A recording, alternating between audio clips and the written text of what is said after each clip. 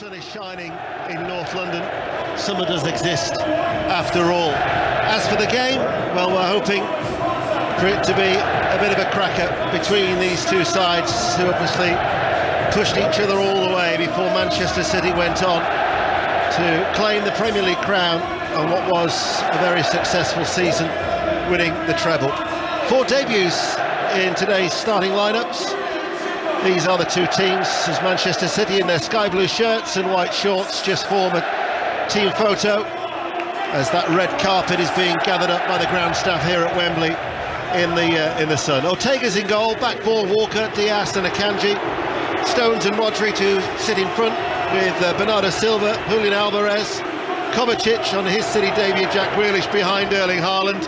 Arsenal in their red and white shirts and white shorts have Ramsdale in goal. A back four of Ben White, Gabriel, William Saliba, Jurrien Timber. We're expecting it left back, but they will probably alternate as the game goes on. Declan Rice, the club record signing in the midfield, along with Thomas Partey and Martin Odegaard, Gabriel Martinelli, Kai Havertz on his debut, and Bukayo Saka. There was an element of a doubt over Saka. He had been suffering with a little bit of an illness during the week, but he is fit enough to start. And it should, Dion Dublin, be a very entertaining game. Yeah, it should be, and I can't see either of these sides sitting back and waiting to see what happens by the opponents. This is going to be a game that both teams go for. Arsenal want to win it just to get one over on City. They've had more football in the legs as well than City, so interesting game, really important game for the players, this one. Very important game for the players. What do you think, Craig? Yeah, I agree. I think in terms of Arsenal, really important game for them, and I know that's not taking anything away from Man City, but I do think Arsenal will want to put a marker down on this and show that they're here to stay. Craig Shakespeare and Dion Dublin, who are with us here on BBC Radio 5 Live, and also it's always a pleasure to have the BBC World Service. You've had Delith and Sebastian Basson in your build-up, so thank you for joining us here at Wembley Stadium for what is a glorious day with the sun shining and Manchester City playing from right to left in this first half against Arsenal in their red and white shirts, as Stuart Atwell, the referee, gets us underway. And straight away the ball goes back to Ramsdale. I don't think we're going to see a repeat of that electric start to the FA Cup final, where of course it was Ilkay Gundogan who scored after just 13 seconds. No, as we tick into 14 seconds, we're safe. I remember being at Wembley that particular day, and we were not even welcome the World Service to our coverage before City were leading by a goal to nil. But that is indeed the end that they are attacking, the end away towards our left-hand side, as a near sellout here at Wembley Stadium for this traditional curtain raiser. The two best sides from last season are involved, and just like in 1999, Arsenal are the opponents for the treble winners, Manchester City, who will look to add to that growing collection of silverware under the tutelage of one of the managerial greats in Pep Guardiola. Stuart Atwell gives a free kick. The other thing, though, to bear in mind is that this is only City's 4th game in pre-season. Arsenal have played 5 matches. Yeah, and I think Craig touched on it before the game. It might favour them. They might have a little bit more gas in their legs, you know. Sometimes it can work for you, sometimes it can work against you. I don't think it's going to be a problem for either of these sides to get up for this game. That, though, from a coaching point of view, is the wider picture, isn't it, from a Manchester City point of view, the condition? Yeah, I do think as you get to the 60, 70 minutes, and probably some of these players will already have their game time marked down. But as you see from the start, that Arsenal want to press really high and take the ball off Man City high up. You know, they're not sitting too far back. They're playing with a high line. We were expecting Stones to play in that midfield role. At the minute, it looks like he's alongside Ruben Diaz. Rodri's just dropped in between. Akanji's more as a left back on this near side, and Kyle Walker in his natural right back position on that far side. As Saka leaves a little bit of a late challenge on Akanji. They go back to Ortega, all in green away towards our right hand side, who chips the ball long, and then the header from Erling Haaland will be collected by Thomas Partey for Arsenal in that centre circle, and White just ushers the ball back to Aaron Ramsdale. The Arsenal fans, a lot of them bathed in sunshine away towards our left hand side, are in terrific voice as Mikel Arteta, would you believe, this is the 4th time that he's actually taken charge of Arsenal at the National Stadium, but it's the first time that he's actually taken charge in front of spectators. And the Arsenal fans are certainly making their presence felt in these early stages. BBC Radio 5 Live in the World Service. We're also live on BBC Sounds as well, as Kovacic signed from Chelsea. Ruben Dias, Akanji on this near side, back to Ruben Dias. Ødegaard chases after Ruben Dias. Arsenal pressing, City beating that press very, very effectively actually. Akanji now on this side, holds off Ødegaard, who pulls at his arm, brings him to ground, and Stuart Atwell will give a free kick to Manchester City. Yeah, that's good from Akanji. You know, they're just patient, City playing the ball around the back. Arsenal trying to choose the right time, when to go. Maybe just got that first squeeze when that first press goes and you're following behind. But City at the moment being able to beat it. They're only getting as far as the middle of the pitch at the moment because Arsenal are set up really well, really tight. Do you think that's a yellow card next week? I think it's a yellow card today. Well, he obviously isn't because he's not pulled it out. Absolutely. Yeah, but there is that new directive, isn't there? They've been very keen to promote that, have the officials in the build-up to the season, but it was a deliberate foul that went unpunished. Stuart Atwell in this curtain raiser is the man in the middle, all in black, as Manchester City go back to Ruben Dias. By the way, I mentioned BBC Sounds.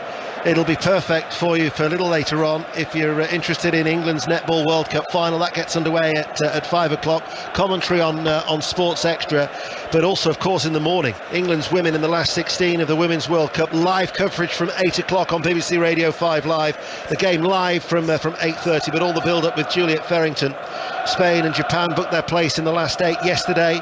The Netherlands and Sweden in extremely dramatic fashion, likewise today. But England-Nigeria live on 5 Live tomorrow morning, and we'll keep you fully in touch with the Netball World Cup final too from 5 o'clock. We're planning to take the last quarter here on BBC Radio 5 Live as Rodri searching diagonal ball out to the left-hand side, taken well by Akanji, forward on this near side, down towards the byline, chips over the cross, flick header away, was an important one by White, clipped back in by Bernardo Silva on that right-hand side towards Grealish, and then it's hooked clear by Saka for Arsenal. 0-0, 5 minutes played, but a vital intervention from White. Yeah, done well there, Rodri. Just left it into that sort of left wing area in front of Akanji, and Akanji's first touch was lovely, and he just floated a lovely ball in.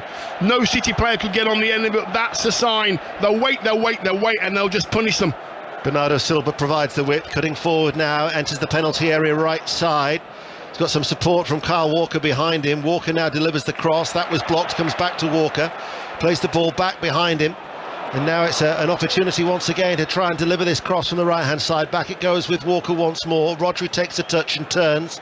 Infield now to Stones, almost midway through the Arsenal half. Arsenal have everybody back behind the ball at the moment as Kovacic now takes it on. Kovacic tries to slip it through towards Haaland, doesn't come back towards Haaland, and it's cleared away by Gabriel for the Arsenal defence, but City were just starting to cause a few problems, Craig. Yeah, you see with Akanji down the left, Grealish and Silva playing high and wide, but it was the first time Jack went inside, left the space, and Saka really didn't track him back, and I think that will be something we'll see as the game goes on, because Arsenal's structure is very much containment at the moment, and the movement from Akanji just caught them out. Ball has been knocked out of play, and there's an object, I think, that up to. What was that on the far side? Is that a shin pad that's just been retrieved? I think it might be a boot, I think. I'm not sure. There's so many players at Arsenal who are wearing white boots. It's hard to tell which one. Merging in with the white socks. White, yeah, it's a boot. Remember when they played in the FA Cup in recent ties? They played Nottingham Forest and Oxford United, and they've worn literally the all white. I mean, that would have been a nightmare from a commentator's point of view to try and pick out the white numbers on the back of the white shirts. I can't even pick out who was bootless.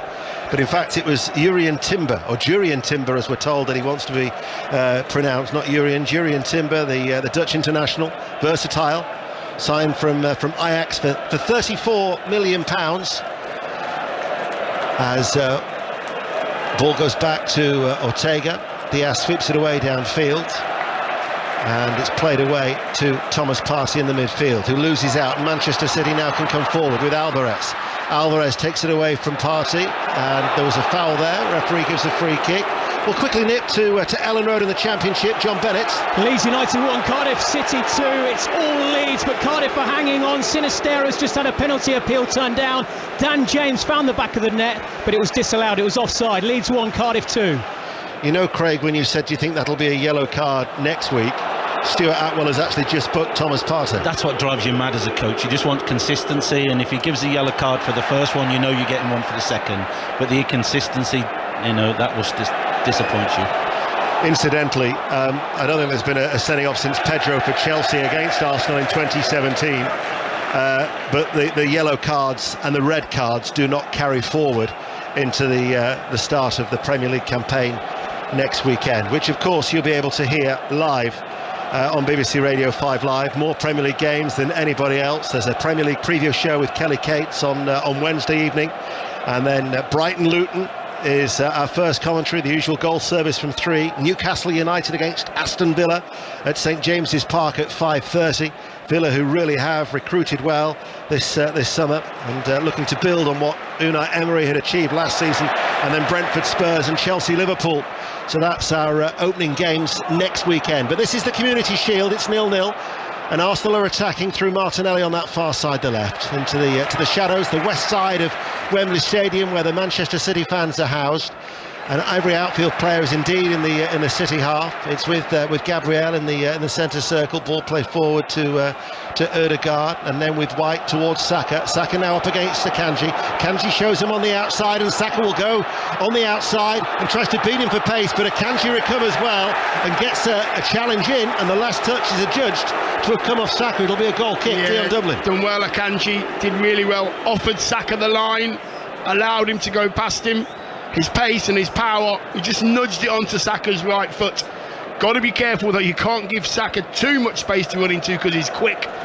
I know the 5 Live Sport Digital team have been asking you about who your signing of the summer has been so far. If you were to look back at last season, you'd probably be saying Akanji. Akanji did well, didn't he? Because he really was a super buy. Let's get an update in the Rugby League. Salford, Dave Woods. 51 minutes played. It's Salford 15, St Helens 8. Matty Lees has just scored for St Helens, who are off colour today, but they're back in the contest. Untied in the build-up, but he touched it down. Percival's kicked the goal. It's Salford 15, St Helens 8. Thanks, Dave. It was a lot cheaper as well than what they've just gone and purchased from their last buy in Germany. £16.7 million from Borussia Dortmund. And I'm talking about Josko Gvardiol, signed for £77 million from Leipzig, the Croatian, that really will strengthen the Manchester City cause as they look to defend their 3 trophies as part of that successful treble-winning season last season.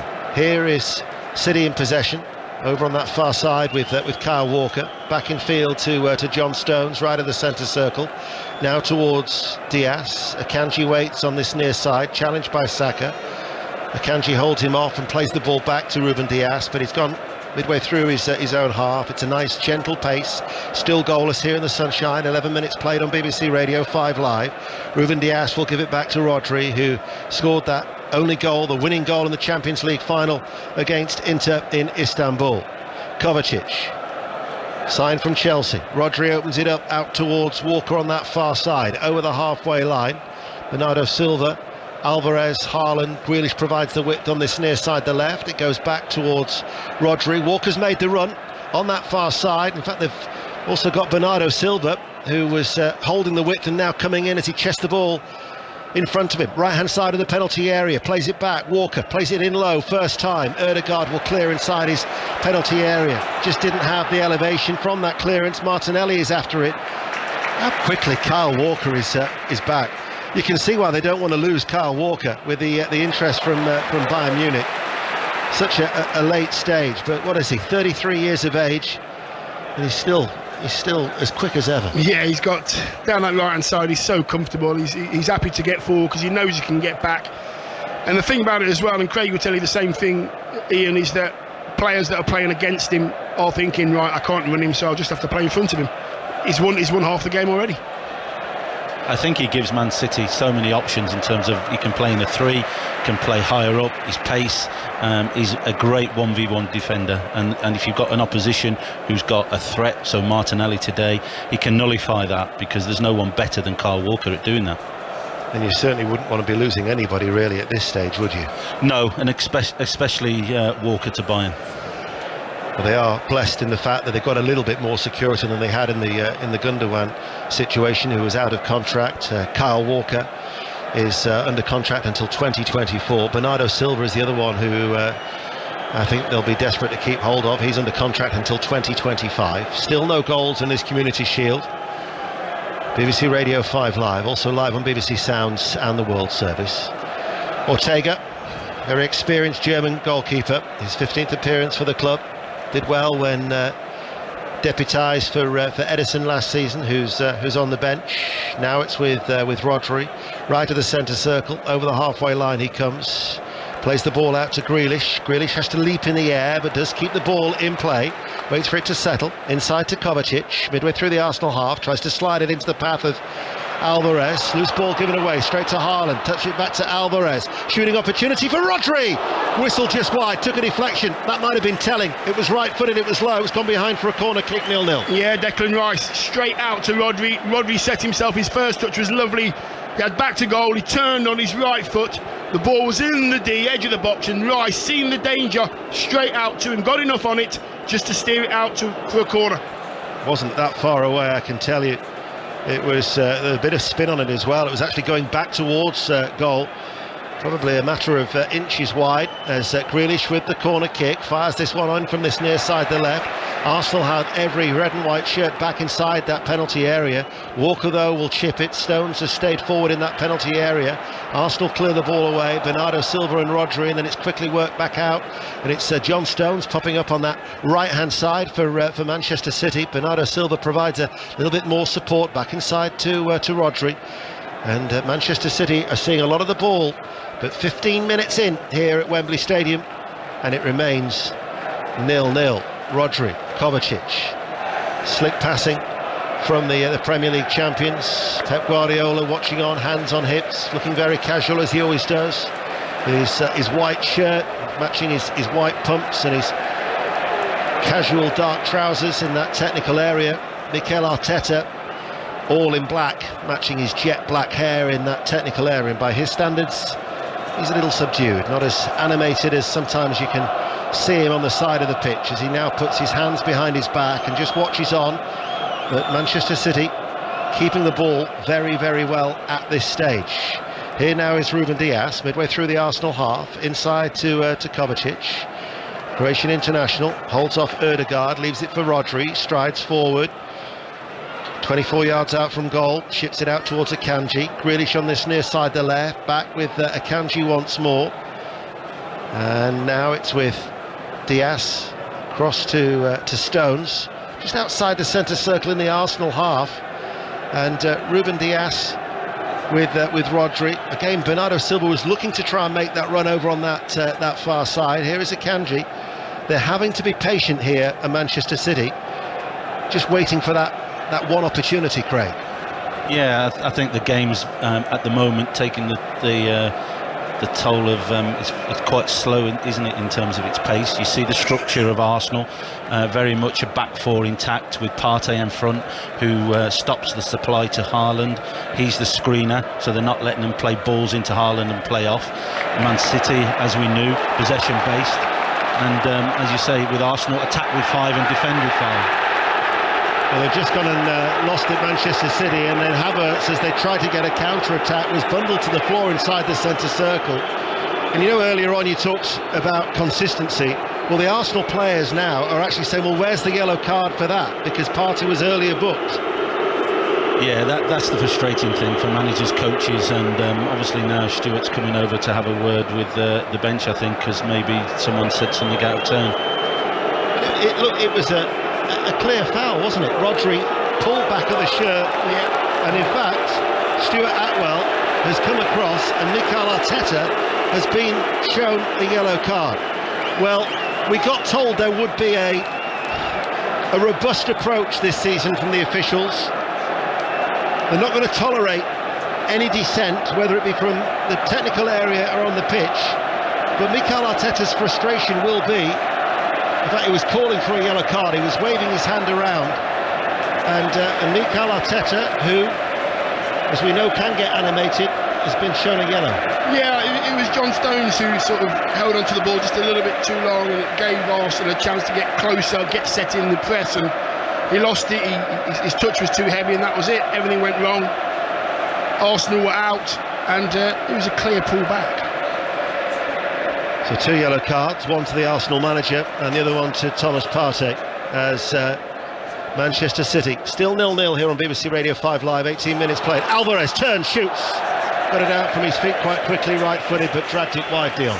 Yeah, I think City have obviously had most of the ball. They're trying to keep the ball in the centre of the pitch. They're trying to rise and Partey and Odegaard into the centre of the pitch, and then hopefully open up the wings and the wide areas for Jack Grealish and Akanji down the left-hand side. It's worked so far, no end products as yet, but Arsenal have just got to be careful in and around the final third. Well, it's going to be Ramsdale who's going to take the goal kick. He's got options to play it short. In the end, he goes long. He slips as well after clearing it right-footed. Towering header away by Stones midway through the City half. Declan Rice leaps into the air, and then he had a rather awkward fall. See, the problem now is that the referee, at every decision now, the players are calling for yellow cards. Yeah, but as you said, it's as long as you know at the start of it what the procedure is, and we were told 18 months ago last season that if you pull a shirt you get a yellow card, but Stuart never did that, so now the players are on it, which they would be, which is natural. Do you think the referee's created pressure of his own making? I think he has.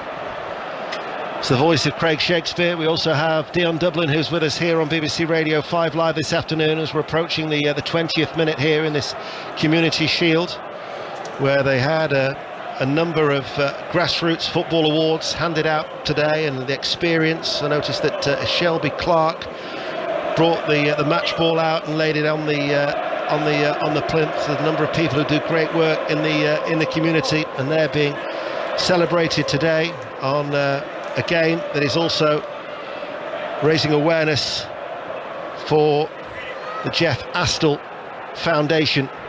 And a great cause it is too, raising awareness about the impacts caused by concussion. Jeff Astle, who scored, of course, the winning goal in the '68 FA Cup final against Everton, but didn't play in the Community Shield that year, a little bit later that year, when Manchester City beat West Brom by 6-1.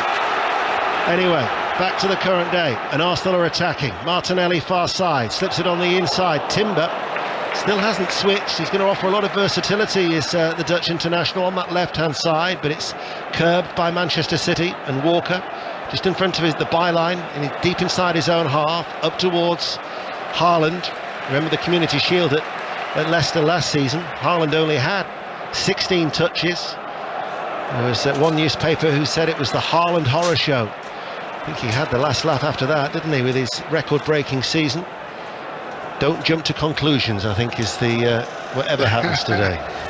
Not with Haaland anyway. No. Leave him alone, he'll get his 30-35 goals this I was going to season. say, the only conclusion it's fair to assume is that he's going to score goals and more goals. Absolutely. I just seen a little bit of Kai Havertz there. It's a part of Kai Havertz I haven't seen, fighting to hold on to the ball. The ball's in the air, it's coming to him, he's got John Stones behind him, he's fighting him, he holds it up, he's secure for his team. That's what he needs to do.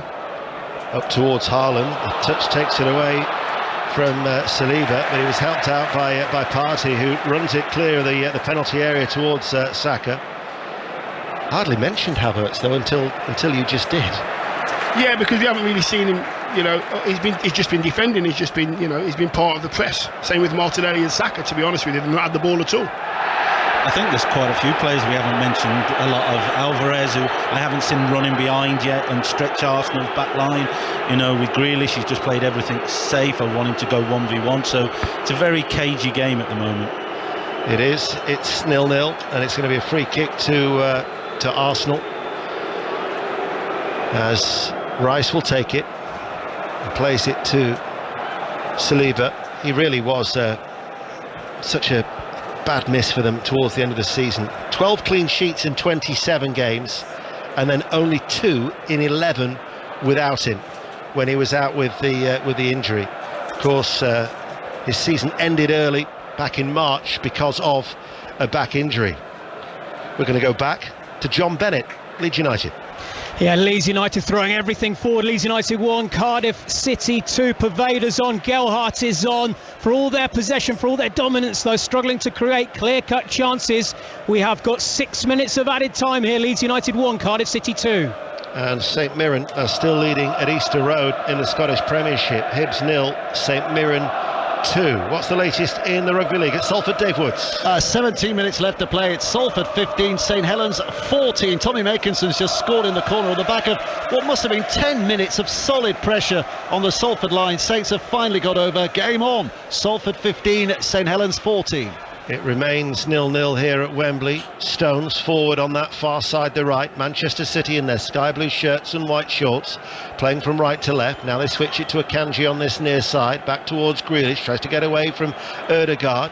Ødegaard tried to pull him back, but he escaped the attentions of the Norwegian, who still pursued him, chased after him, but Manchester City still have the ball as a Red Admiral butterfly is just fluttering away in front of our commentary position as Haaland is bundled to the floor, and now it's with Partey, and then Haaland quickly came back and fouled Thomas Partey, and that'll be a free kick to Arsenal. Haven't had too many chances to get excited about. No, this not game. at all. It's been a slow game, to be honest. Nothing's really happened apart from good possession, good little bits of triangle play in the middle of the park by City and by Arsenal as well, but because they're set up to squeeze and to stop teams getting comfortable with the ball, it's just been going, it's a bit of a basketball game at the moment, to be honest with you. I'm liking Kovacic though, I've got to say.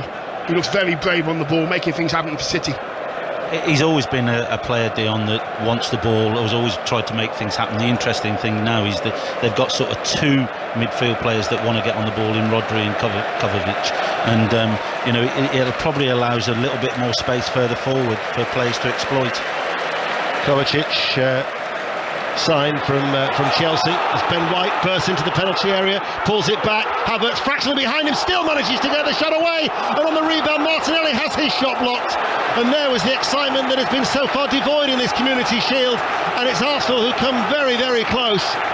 Kai Havertz, I thought the moment was lost. It was played behind him from White's ball, but he still managed to swivel very, very quickly, gets the left-footed shot away, and then Martinelli on the follow-up, but City keep Arsenal at bay. Yeah, great position from Ben White. He's down the right-hand side. He gets to the corner of the box, down the right-hand side for Arsenal. His first touch takes it inside Akanji, and I'm thinking to myself, you're in the box, take the left foot shot on.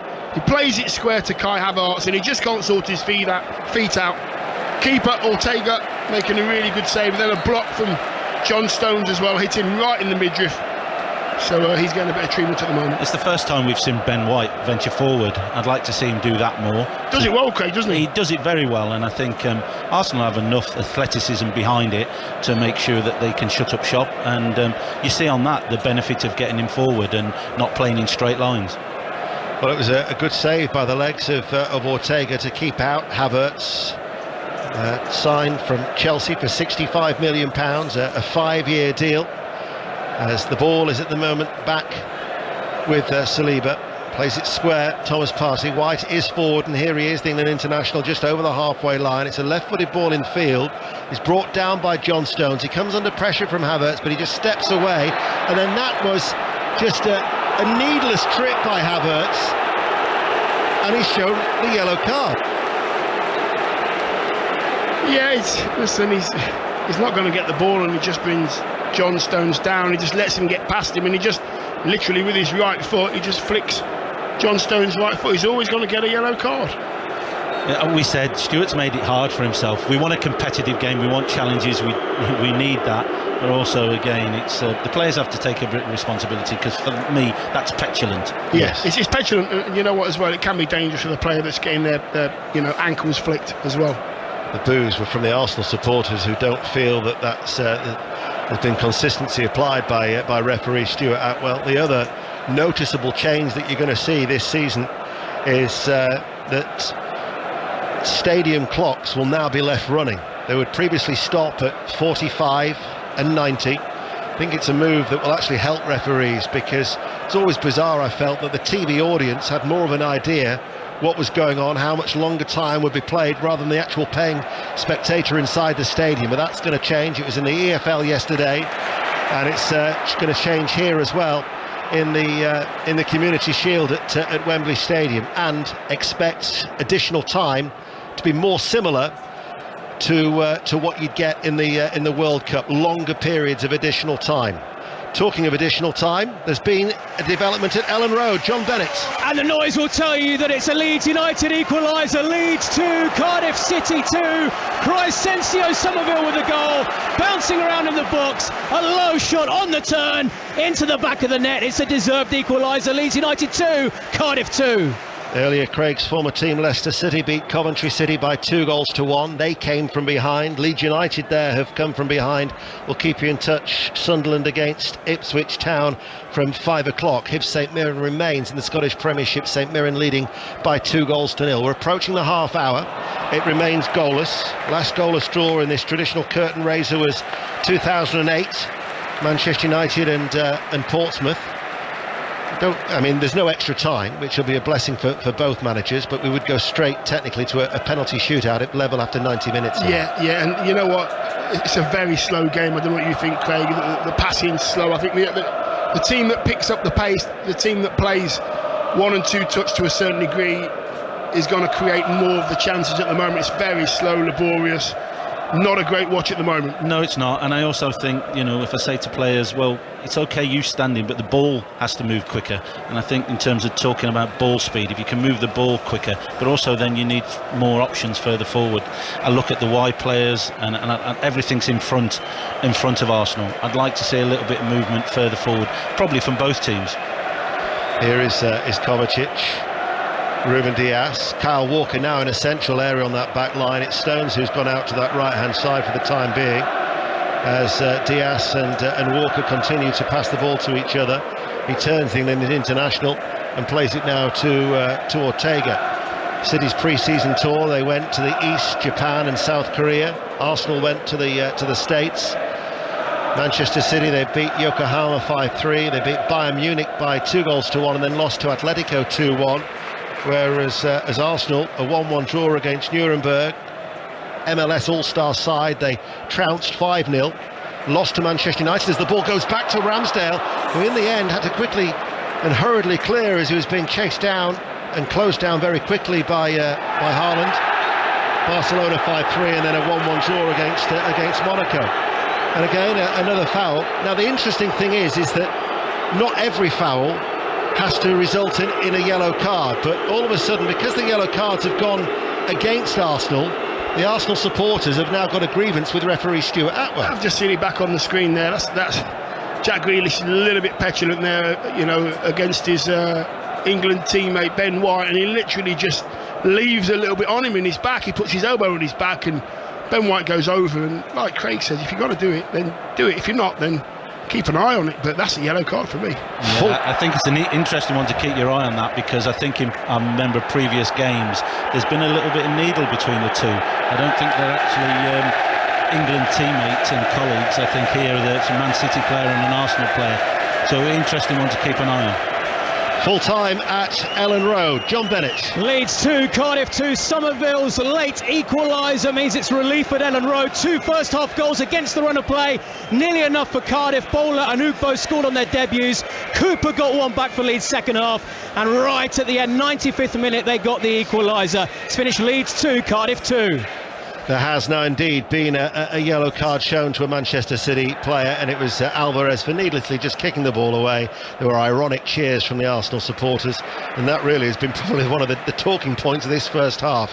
It hasn't really been a great spectacle so far. We've been playing for over half an hour. It remains 0-0, but there has been at least another try at Salford. Dave Woods. Salford 15, St Helens 18, 9 minutes to go. Jack Wellsby with a wonderful individual effort from 20 yards out, dummy and cut through. Saints have the lead for the first time since the 8th minute. Salford 15, St Helens 18.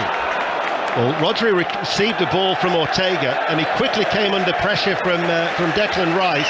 He's saying to referee Stuart Atwell, I was barged from behind.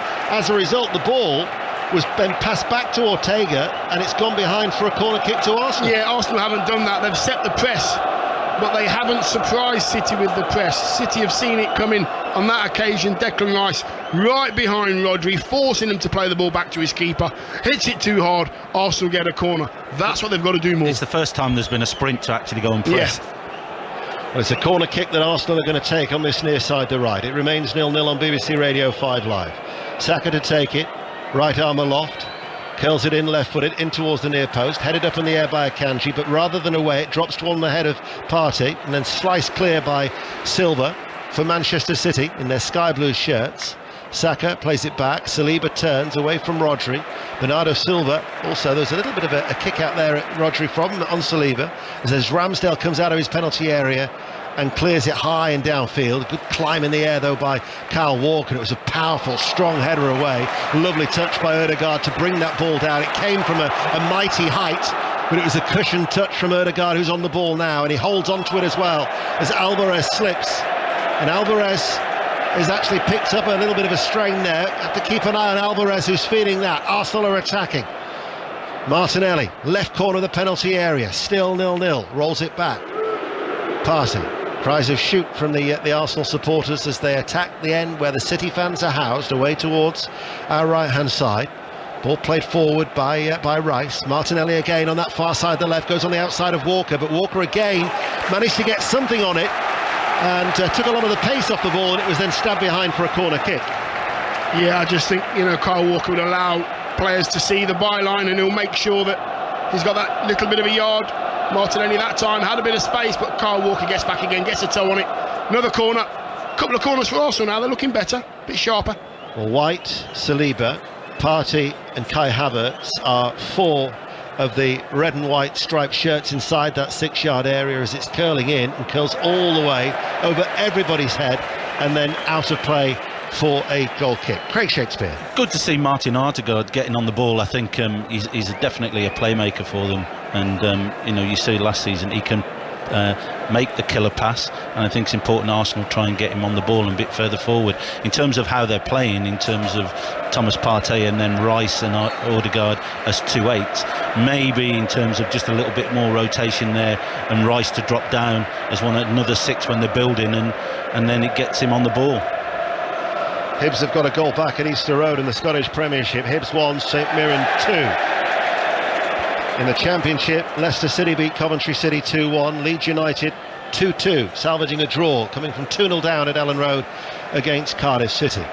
We've got about 10 minutes to go to half-time here on BBC Radio 5 Live. We're live at Wembley Stadium. We're also live on the World Service and on BBC Sounds. We've got England against Australia in the Netball World Cup final. Commentary from Sports Extra from 5.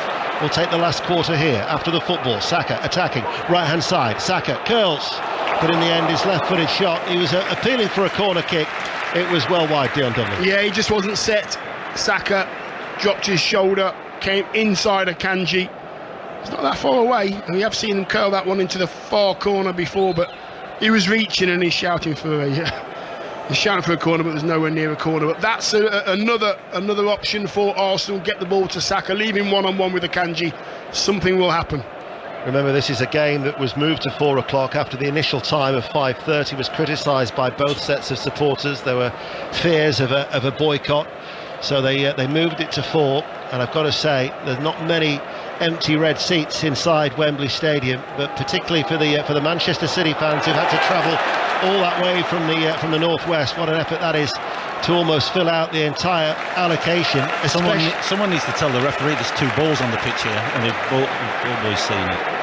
Yeah, they spotted it now. But especially given, I was working out, this is their 20th trip for Manchester City and their supporters, their 20th trip to Wembley in 7 years to Wembley. It's outstanding, isn't it? How many of those have you done, Dano? All 20? 4 Community Shields, 5 League Cups, 6 FA Cup semi-finals, 2 FA Cup finals and 2 games against Tottenham in the Premier League.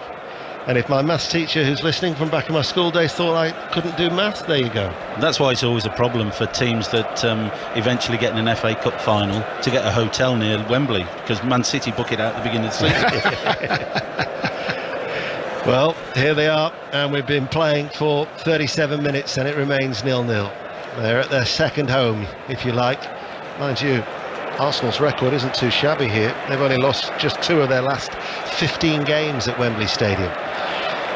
Here is Diaz, forward ball, Grealish dropping back inside his own half. Lost the ball though, he was crowded out by the red and white shirts of Arsenal. White though couldn't face the ball forward, but he held on to it. He turns, plays it out towards Saka, level the penalty area on this near side to right, has some support from White to Ødegaard, short ball back towards White, triangular passing movement now towards Saka again. Akanji blocks his path to goal. Ødegaard back towards Saka. Manchester City have plenty of sky blue shirts back as it remains goalless in this Community Shield.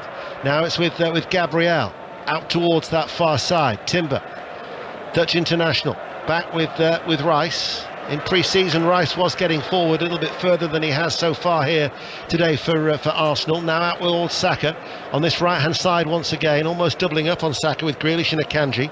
Back towards White.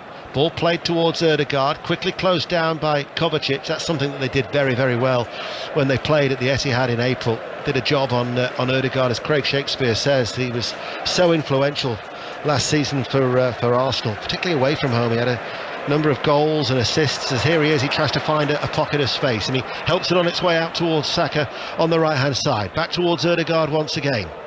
Partey lets it come across his body, takes the touch with the left foot, now towards Timber. Arsenal now seeing a lot of the ball in this closing stages of the first half here on BBC Radio 5 Live. Back with Timber once more. Every outfield player is in the Manchester City half. Every sky blue shirt is back behind the ball as it's played up towards Havertz. He actually closes down Ruben Diaz, who then recovers and heads it away. Arsenal though recover the ball back and win it back with Gabriel. Now with Rice, little touch, White. Midway through the City half, urged on by their support away towards our left-hand side. Saka up against Akanji, back towards Ødegaard, lays it off first time. White just outside the area. Patient play this from last year's runners-up, who for so long had harboured hopes of winning the title. They led the Premier League for 248 days last season, did Mikel Arteta's side. Here is Ødegaard, they're trying to probe, looking for that run in behind, and Saka gets there. Saka with a cutback, Havertz, Ortega with a save.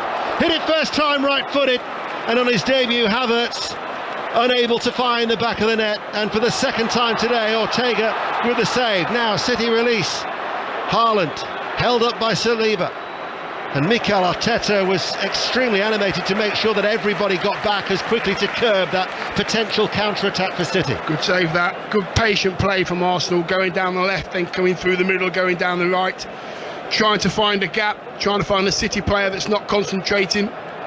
Keeper was on it. Good save from Ortega.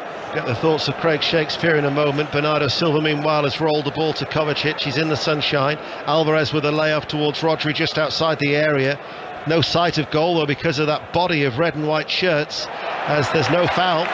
Timber with a push there, and Bernardo Silva, the referee, waves play on, and Arsenal now with Havertz. Earlier on, Craig, I remember you saying about there's been no runs in behind. Correct me if I'm wrong, that might be the first time that somebody got in behind with Saka. I think it was the first bit of sustained pressure Arsenal had, and although they tried to force one, it was this first bit of patience they showed, but the man on the ball had the options then of the runner in behind it. It created the opportunity where I actually think he should have done better there, should have put Arsenal 1-0 up, but great save.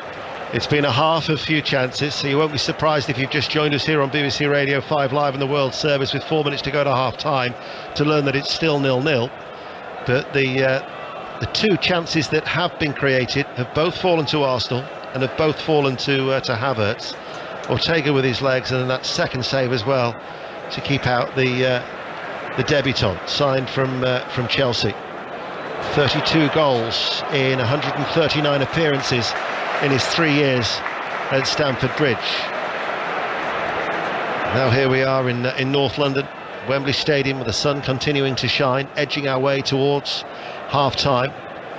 Gabriel sweeps a long ball away downfield. Gabriel Jesus, just in case you were wondering, if you're thinking of your fantasy football team, I noticed that Alistair Bruce Ball and Chris Sutton launched their first pod this week for the new fantasy football season. That's always available through the 5 Live Sounds. But Jesus, if you have got him in your team, you might want to take him out before the start of the season, because I'm anticipating that he'll miss the first 2 games of the new season. The Brazilian, he's just had a small procedure on the the knee. It had a few problems last season. He picked up that injury, of course, in the World Cup. So he might be out for about a fortnight or so, Gabriel Jesus. As Manchester City are attacking on the right-hand side with Bernardo Silva. Back towards Walker level with the penalty area. Now it's with Stones. Goes back to Ruben Dias. The shadows lengthening here at Wembley Stadium. And now Ortega, the City goalkeeper, midway through his own half. He's just got time to touch the ball a few times and then finds Rodri. Now with Kovacic. Kovacic tried to spread it out to the left. It was blocked by Thomas Partey. It rebounds to Rodri, who goes for an ambitious effort. He spotted the goalkeeper off his line. That would have been a spectacular goal from Rodri. He's inside the centre circle of his own half. It was great vision. It spotted Ramsdale off his line, and the goalkeeper, all in black, furiously backpedaled. That was close. That wasn't too far away at all. Everybody thought that Rodri was going to ping it over to Jack Grealish, who was wide left. And I'm looking at Ramsdale there. I think he's just on his penalty spot. Just picked the wrong club there, Craig. Yeah, I mean, great vision by Rodri, and that's the ones that embarrasses the keeper. But great vision. It was a super bit of vision as well. That might just have been one to have embarrassed any goalkeeper from that sort of distance. Seen Xavi Alonso, I remember, for Liverpool, scoring a goal from a similar distance, but it was a terrific effort from Rodri. Players will talk about that in terms of Ramsdale's high position. They'll know that when they get the ball there, he likes a high position, because then if it goes back to him. Alvarez drills it in low from the right-hand side. Haaland had made the move forward. Again, White was good covering, good defending from the England international. Sorry, Craig. Yeah, he likes to start, obviously, attacks off for Arsenal, so he's an option there. But as you say, Rodri spotted that he was probably a bit too high when Man City had the ball. He might be mindful of that as the game continues. We're going to find out how much added on time there will be. The electronic board is just being handed to the fourth official, John Brooks, down below. Still 0-0 here in the Community Shield on BBC Radio 5 Live. Grealish on the inside now to Stones. Saliba came across, won that 50-50. The bouncing ball is hooked away by the Arsenal defender, only as far as Akanji, playing as left back for Manchester City. Kovacic passes the ball back to Akanji, who now goes inside to Rodri, and Rodri again coming from deep, surging forward. Now to Bernardo Silva, who gets there before Stones and passes the ball out towards that right-hand side. And Kyle Walker is on the attack, and he looks to go on the outside of Timber, but he's overrun it, and it will go out of play for a goal kick. 3 minutes of added on time. And I presume that now is going to be shown on the it's just ticked past 45. So there we have it, the supporters inside the stadium, where previously it would have stopped at 45 minutes. I think that will be, in fact we did it together. Remember that referees conference we did a few summers ago? Yeah. At Heathrow. Yes. And actually said to the referees, if you do that, that will take away a lot of the pressure from not just the supporters, it's clearer, baying for the final whistle, but managers on the touchline and, dare I say it, coaching staff. Much better idea. So Leeds, who were 2-0 down at home to Cardiff, and it finished 2-2, and now in the Scottish Premiership, Hibs at home, who were also 2-0 down, and it's now 2-2. Christian Doidge has scored that second goal at Easter Road. So 2-2 at Ellen Road, 2-2 at Easter Road, and earlier at the King Power, Leicester City 2, Coventry City 1. In the Women's World Cup, Netherlands 2, South Africa 0. Dramatic penalty shootout. Sweden knocked out the United States. And a reminder tomorrow, England's women against Nigeria, the last 16. All the build-up with Juliet Ferrington from 8 o'clock on BBC Radio 5 Live. But we're into 3 minutes of added on time in the company of Craig Shakespeare and Dion Dublin and Steve Crossman here at Wembley Stadium. And for what has been a very slow-paced Community Shield, Manchester City, it might suit them. They've only played the 3 games as part of their warm-up campaign for the new season. They begin on Friday away to Burnley. A raucous Turf Moor awaits, and then they'll be going out to the heat of Athens for Sevilla in the Super Cup the following midweek. A game, incidentally, that will be live on BBC Radio 5 Live. Sevilla against Manchester City in the Super Cup. It's another potential trophy that they could add to their expanding cabinet at the Etihad. But this first half is just petering out, Dion. Yeah, it is, and it's a lot hasn't happened, I've got to say, and I think the team that really picks up the squeeze and picks up the press in regards a sprint when it comes to a press, that's the team that's going to get the first chance. Here is Kovacic collecting the ball from Stones, charging into the penalty area. It's a strong surging run by Kovacic. Took 4 Arsenal players to curb the run of the Croatian. Would you say he's been the standout player in this first half? No, I think I'd struggle to pick anyone out, if I'm honest. I think it's been very safe. I think both teams haven't extended themselves. I think it's been very slow in possession. I'd like to see, as you say, a lot more movement off the ball and a lot more options for the man on the ball, a lot more forward runs. But I understand where both teams are at. But I expect, as the game to go on and there's substitutions, I expect the game to open up a bit more.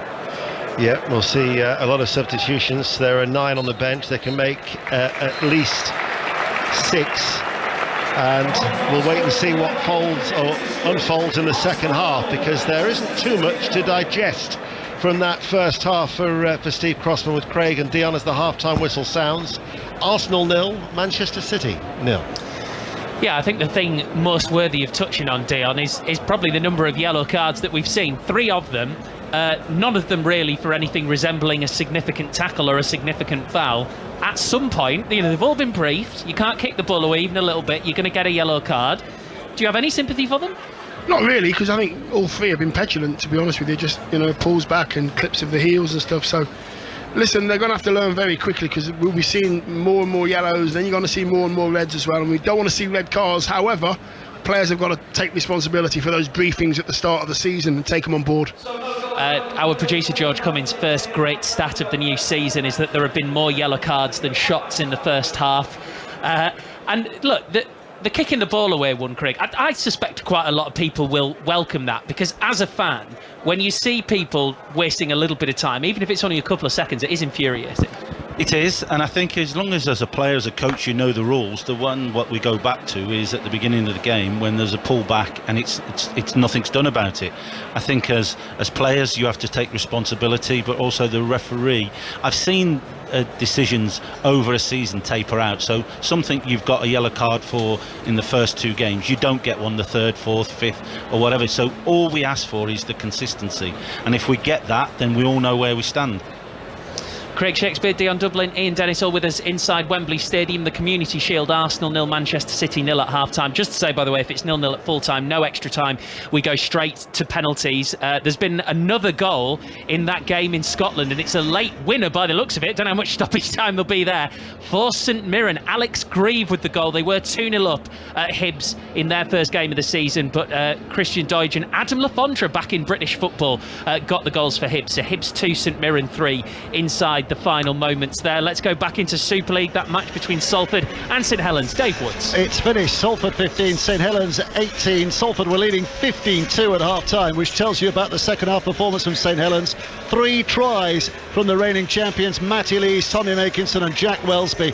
Welsby's especially a super individual effort to get them over the line and keep them in a hope of finishing maybe top 2 in this season. Salford's top 6 has really dented. Some significant scores elsewhere. Leeds 6, Lee 13. That dents Leeds' top 6 hosts, but Lee carry on flying. 6 days ahead of their Challenge Cup final at Wembley next week against Hull KR. That is a turn-up for them to win that today. And Wakefield are back bottom again because Hull have beaten Wakefield by 40 points to 4.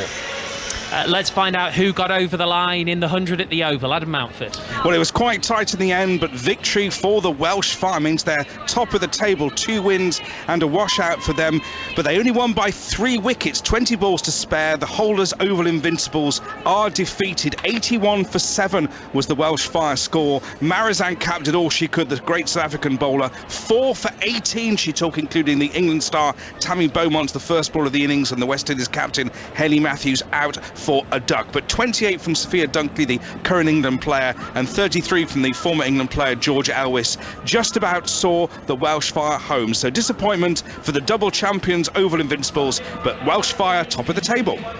Just over an hour to go until centre pass in the Netball World Cup final, England versus Australia. You'll hear full commentary live on 5 Sports Extra. We will then join it during the final quarter here on 5 Live once we're done at Wembley Stadium in the Community Shield, which at half-time is Arsenal 0, Manchester City 0. We'll be back here after the latest news with Lisa McCormick.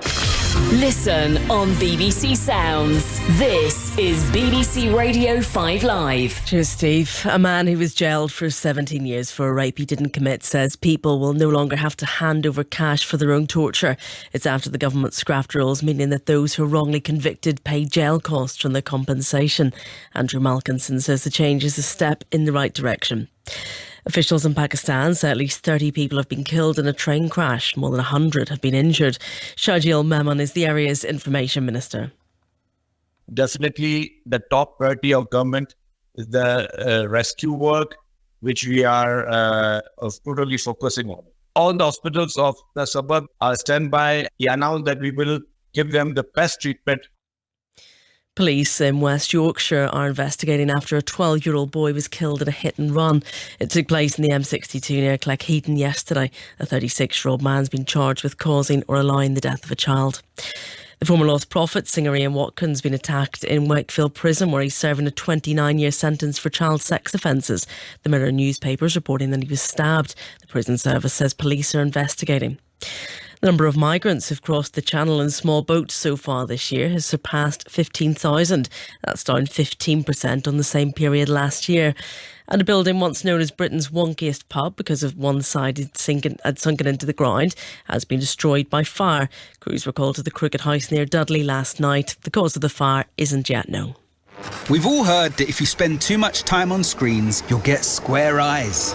But when we sat some kids down to watch their favourite shows, this is what happened with Ranger Hamza's EcoQuest. They teach people about growing food.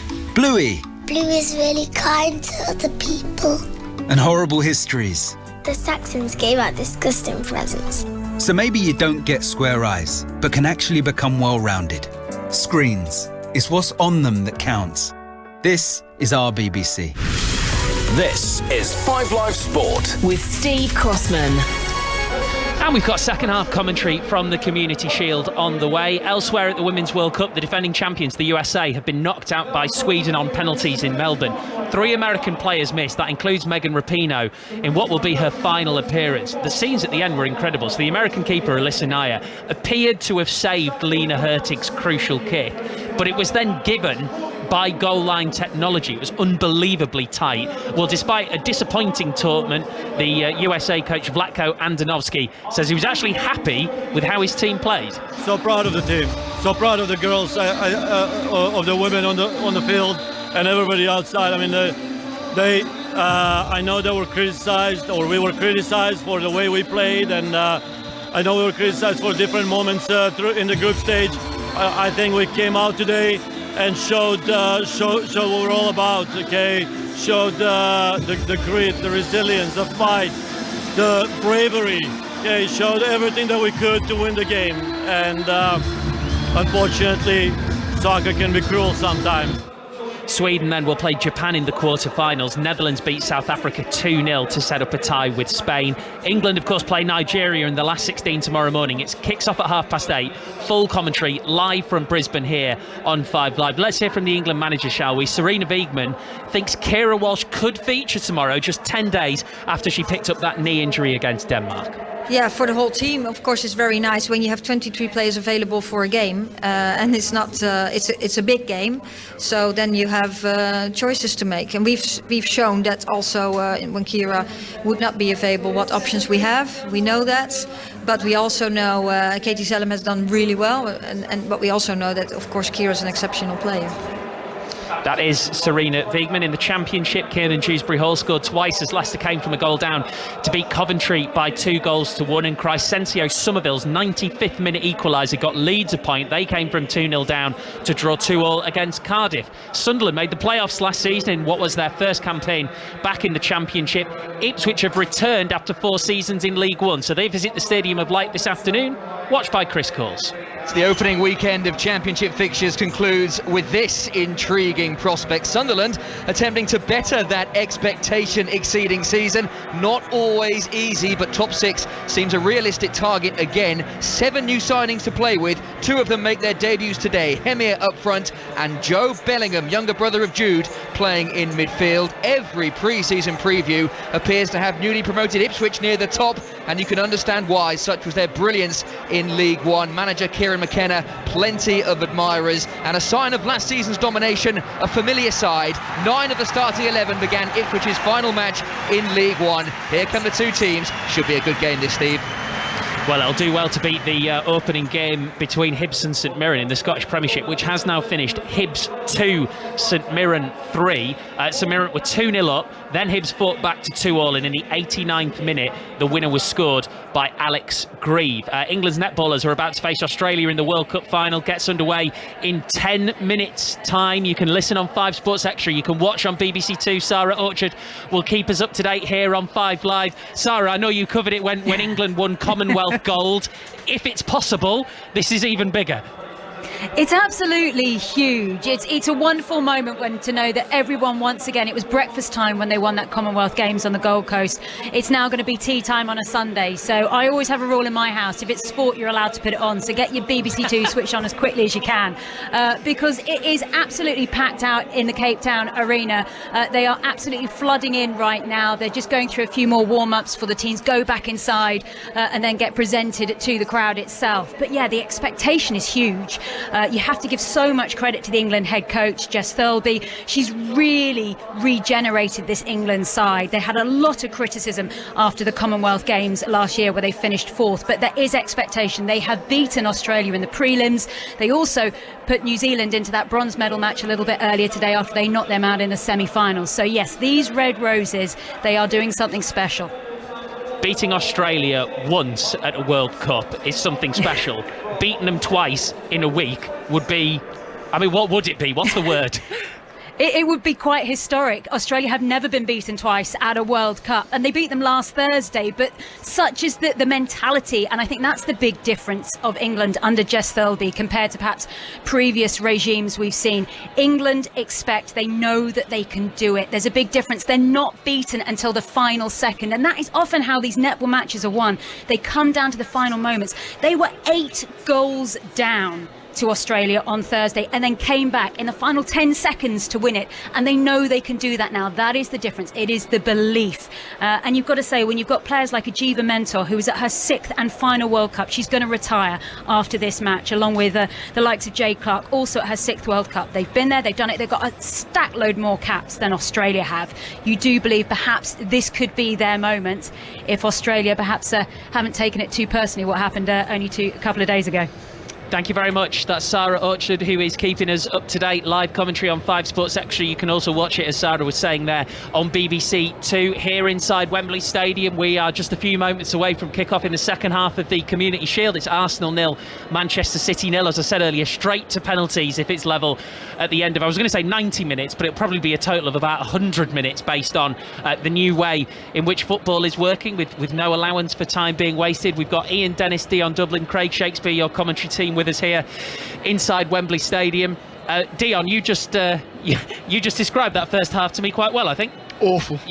No, it was. I expected more from both sides, but then I've just had a chat with the coach in the room. Yes. And Craig was explaining things. Craig, if you can explain what you were telling me and what the coaches and the managers were looking for out of individuals and stuff. Yeah, I was saying, I've been involved in games like that where you get the players in the dressing room, you say, listen, I need a bit more more energy, we need some more running off the ball, we need to move the ball quicker, and the players are saying there's no space out there. So I understand from a fan's point of view, because I'm sitting here now as a fan watching this, but from a coach's point of view, from a player's point of view, they'll want to make sure that they get through this game unscathed, so no injuries, that's first of all, and also players will have game times already jotted down of what they're going to do in terms of, we're just speaking about De Bruyne, when do you bring him on? He hasn't played any minutes, so do you want to get 45? Do you want to get 30? But in terms of that half, yes, I think we'd all have to agree it was very safe, very controlled possession, not really many tackles, although we had some yellow cards, not many shots, so we wanted a little bit more excitement. But I've been on the other shoe. I know from a fact of it can be sort of difficult to try and encourage that and to change it. Maybe the substitutions will change it. Maybe then the game getting into the 60th, 70th, 80th minute will open up a bit more. I wonder if, and who knows how many changes will be made ahead of the second half. Could be a few, could be none. I wonder if this second half is quite important for Kai Havertz, Dion, because he's had a couple of chances that, maybe if Erling Haaland was playing up front for Arsenal, he probably takes both of those chances. But given what's happened to Havertz over the course of the last year, he's had a couple of opportunities there. What difference would it make to him to be able to get on the score sheet today? Listen, it'd be great for him in that sort of centre-forward position. Whether he's going to take that position all season, we have to wait and see, but it would have been a lot easier to keep it if he puts the ball in the back of the net. From what I've seen of him today, 2 or 3 things, he's got himself into some really good positions, hence the 2 chances he's had. The one where I pulled out where he held up the ball and he fought John Stones off, that kind of sort of really being secure with the ball is good to see as well. So from what I've seen of him, I've not seen any, Craig mentioned, I've not seen any player that stood out for me. Kovacic for me he's probably the best of a bad bunch, but Kai Havertz, what he's done well. He has, in fairness, Pep Guardiola found a proper number 2 goalkeeper in Stefan Ortega, Craig, hasn't he? He has, and it's the quality of the squad. But you know, if you're a Man City goalkeeper, your distribution has to be very, very good, very calm on the ball. Most goalkeepers, as Dion will tell you, I think they're 5-a-side players and play up front anyway. So you can see he's that type as well. Well, that's how Aaron Ramsdale almost got caught out by Rodri. What an unbelievable goal that would have been. So second half on the way here from here inside Wembley Stadium. We've actually still got the ground staff on the pitch just picking away at the turf. Calvin Phillips and the Manchester City substitutes have just taken their place away to our right-hand side. And here now come the 2 teams. We haven't talked very much about Erling Haaland at all, actually, this afternoon. He's second out of the tunnel for Manchester City here, and Stefan Ortega is just jogging away to the left-hand side in the second half in goal, right in front of the Arsenal fans. So Manchester City and Arsenal, the second half of the Community Shield, straight to penalties if we're there come the end of the final whistle, and then we'll be taking you live to Cape Town, the Netball World Cup final, England versus Australia. Centre passes 5 minutes away. You'll hear it all on 5 Sports Extra, but here on 5 Live, it's the Community Shield with Dion Dublin, Craig Shakespeare and Ian Dennis. Thank you, Steve. Well, we're still waiting for Arsenal to come out, but Manchester City are out, and there's no changes that have been made from Pep Guardiola as Aaron Ramsdale comes out first for the Arsenal players to follow on, and it looks like there's no changes either from Mikel Arteta's side, which now means, with no changes at half-time, that both sides will have 3 opportunities now in the second half to make their 6 substitutions if they so wish. So a reminder of the 2 teams. Ortega is in goal for the treble winners, Manchester City. Kyle Walker, Diaz, Stones and Akanji. Rodri and Kovacic with Bernardo Silva, Julian Alvarez, Jack Grealish and Erling Haaland. Sky blue shirts, white shorts, and playing in the second half from left to right as we look. So they're attacking where the City fans are housed in the west end of the stadium here at Wembley, and Arsenal in their traditional colours, the red and white shirts and the white shorts as the game restarts, have Aaron Ramsdale in goal. It's a back 4 of White, Gabriel, Saliba and Timber, Partey, Rice and Ødegaard, Saka, Havertz and Martinelli as a front 3. The referee is Stuart Atwell. It's 0-0. BBC Radio 5 Live, also live on BBC World Service, as a lot of the supporters still around us are getting back to their seats after enjoying the half-time hospitality, and they'll be hoping for some goals in this second half. As Steve mentions the yellow cards, just as a reminder, there were 3 shown to Arsenal, including their manager Arteta. Partey and Havertz were the other 2. Alvarez was booked for Manchester City, as Akanji passes the ball back to Ortega, and Ortega, the goalkeeper, chips it out to Walker, but he's hit that a little bit too hard, giving it a little bit too much loft, and it goes over the head of Walker and out for an Arsenal throw that they take quickly. Have you spotted anything already in these opening 60 seconds, Craig, from a coaching perspective that might have changed from either of the 2 managers? No, you can see again it's Arsenal in possession, Man City quite happy to sit behind the ball, and I think vice versa. I think in terms of very much And let's hope it changes, but very much like the first half at the moment. Yeah, certainly we could do with an injection of pace into this game. A few more goalmouth incidents wouldn't go amiss, as Ramsdale, all in black, hits it left-footed downfield. Akanji running back from that left back roll for Manchester City just nods it back into the hands of Stefan Ortega. As the two sides will be preparing the final game before the Premier League starts next weekend, with Manchester City opening up the first game at Burnley, Arsenal at home to Nottingham Forest. But you look back over the last 5 seasons, and Manchester City very much really have been the standard bearers of English football. They've collected 447 points over the last 5 seasons. Liverpool then next with 424, Arsenal 340, Manchester United 339, and Chelsea 323. Gives you an indication of the high standards, Dion Dublin, that Pep Guardiola's side have set over recent years. Yeah, it doesn't surprise me that they're top of the tree at the moment in everything, I would imagine, as well. Goals, passes, everything. They're just a very quality side, and he'll just want to keep those standards as high as they've been. He'll want that kind of point tally again, which will mean that they stay at the top of the pile. Just need, in this particular game though, you just need a little bit more sharpness. You need a few more sprints, whether it's sprinting to close the ball down, sprinting to get in behind. We haven't seen any of that yet, and when we have, I think it was Declan Rice closing down Rodri, and we've got something that happened, a bit of a spark. Need more of that. You'd have to say as well, and just noticing then when Man City attack, the compactness of Arsenal in their defensive third, and both teams have been very compact, getting players behind the ball, sometimes having all 10 outfield players behind the ball. So it's going to take something a little bit special, and when I talk about that, I'm thinking about Kevin De Bruyne in terms of opening a pass up and putting a pass through. So it might take something like that, but also in terms of the individual players, the wide players, in terms of dribbling 1v1s. That's the voice of Craig Shakespeare, former Leicester City manager, assistant of course at Aston Villa, vast experience both as a coach and as a manager and a player in his career. And Dion Dublin, who's with us also here at Wembley Stadium, as Manchester City are attacking out towards Grealish. Grealish away from White, stands over the cross, headed away by Saliba, might drop towards Walker. He will let the ball bounce first of all, waited to see where it was going to bounce, and Arsenal have been able to get it up towards Saka, and now he plays the ball forward over on that far side to Ødegaard, who drops his shoulder, and he's away from the sliding challenge of Kovacic. Then he passes the ball now towards Havertz, and it might be able to open up, but then Havertz caught in possession. And in fact, there's a City player who's gone down as well over on that far side. He was just Diaz, I think. He was just caught, wasn't he? Yeah, it is Diaz. He went down, and straight away the game has been stopped. There's an awkward coming together with Kai Havertz and Diaz. Diaz is upon his feet, no surprise there.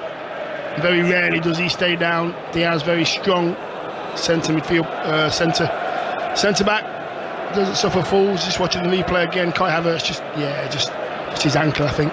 It was a nice turn from Ødegaard, and it just threatened to open up for Arsenal. Not enough players forward though. Kai Havertz up on his own, not enough players in and around him. And as good as Kai Havertz is, and as good as he was in the first half, it's really difficult as a centre forward if you're up there on your own to hold up the ball and hold off players that are in front of you, behind you. Stones charges forward from defence, and then he's caught in possession by Rice. Rice slips the ball on the inside, fractionally behind Martinelli, who slides onto his knees. Bernardo Silva now towards Rodri in the centre circle. Kovacic passes the ball forward. Alvarez in a central area. Bernardo Silva, Kyle Walker on the overlap. Here is the England international, first time low ball, and it's turned behind by a tumbling Timber. And it is a corner kick to Manchester City. Yeah, what I got from that is Declan Rice playing the wrong pass, just in behind his teammate, but getting back to defend as well. Just a natural reaction to get back. Ball's been given away, get back and defend to help his team out. 6 minutes into the second half, BBC Radio 5 Live, still goalless here in the Community Shield between the treble winners Manchester City and last year's Premier League runners-up Arsenal. Corner kick, Alvarez to take it, right-footed. Stones with a header, beaten out by Ramsdale, headed further away by Gabriel. His first real save for Ramsdale in the game. It was Stones directing the header. It was a comfortable height for the keeper. Yeah, it was packed in the box as well. It actually wasn't a great corner. It was looped into the box, and Stones just managed to get a good head on it. It was going in the top corner, I think it was. Yeah, it was Stones. Lots of players in there, but Ramsdale in the right place, just palming it away. Loads of bodies in there, Craig. Yes, I mean the physicality you can see from both teams from corners, but I think it was a nice height for the goalkeeper. Well, there's an injury to an Arsenal player on the far side, and as a result, the Arsenal players are taking on a lot of liquid refreshment. The sun is shining. I'd imagine it's quite sticky down there at pitch side. The City players likewise are also coming over. So as a reminder, with only 7 minutes into the second half, a lot of the players still getting their instructions now from their respective managers, and it gives us an opportunity just to point into the direction of the Netball World Cup final at Cape Town. Sports Extra will have commentary, England, Australia. We plan to take the last quarter here live on 5 Live. We'll have updates though from Sarah Orchard, and then tomorrow, and 6:06 follows that, I think I'm right in saying, on 5 Live, but tomorrow from 8 o'clock, Juliet Ferrington ahead of England's women against Nigeria in the last 16 of the Women's World Cup. You'll hear it live on BBC Radio 5 Live, available on BBC Sounds, and it's also live on BBC One.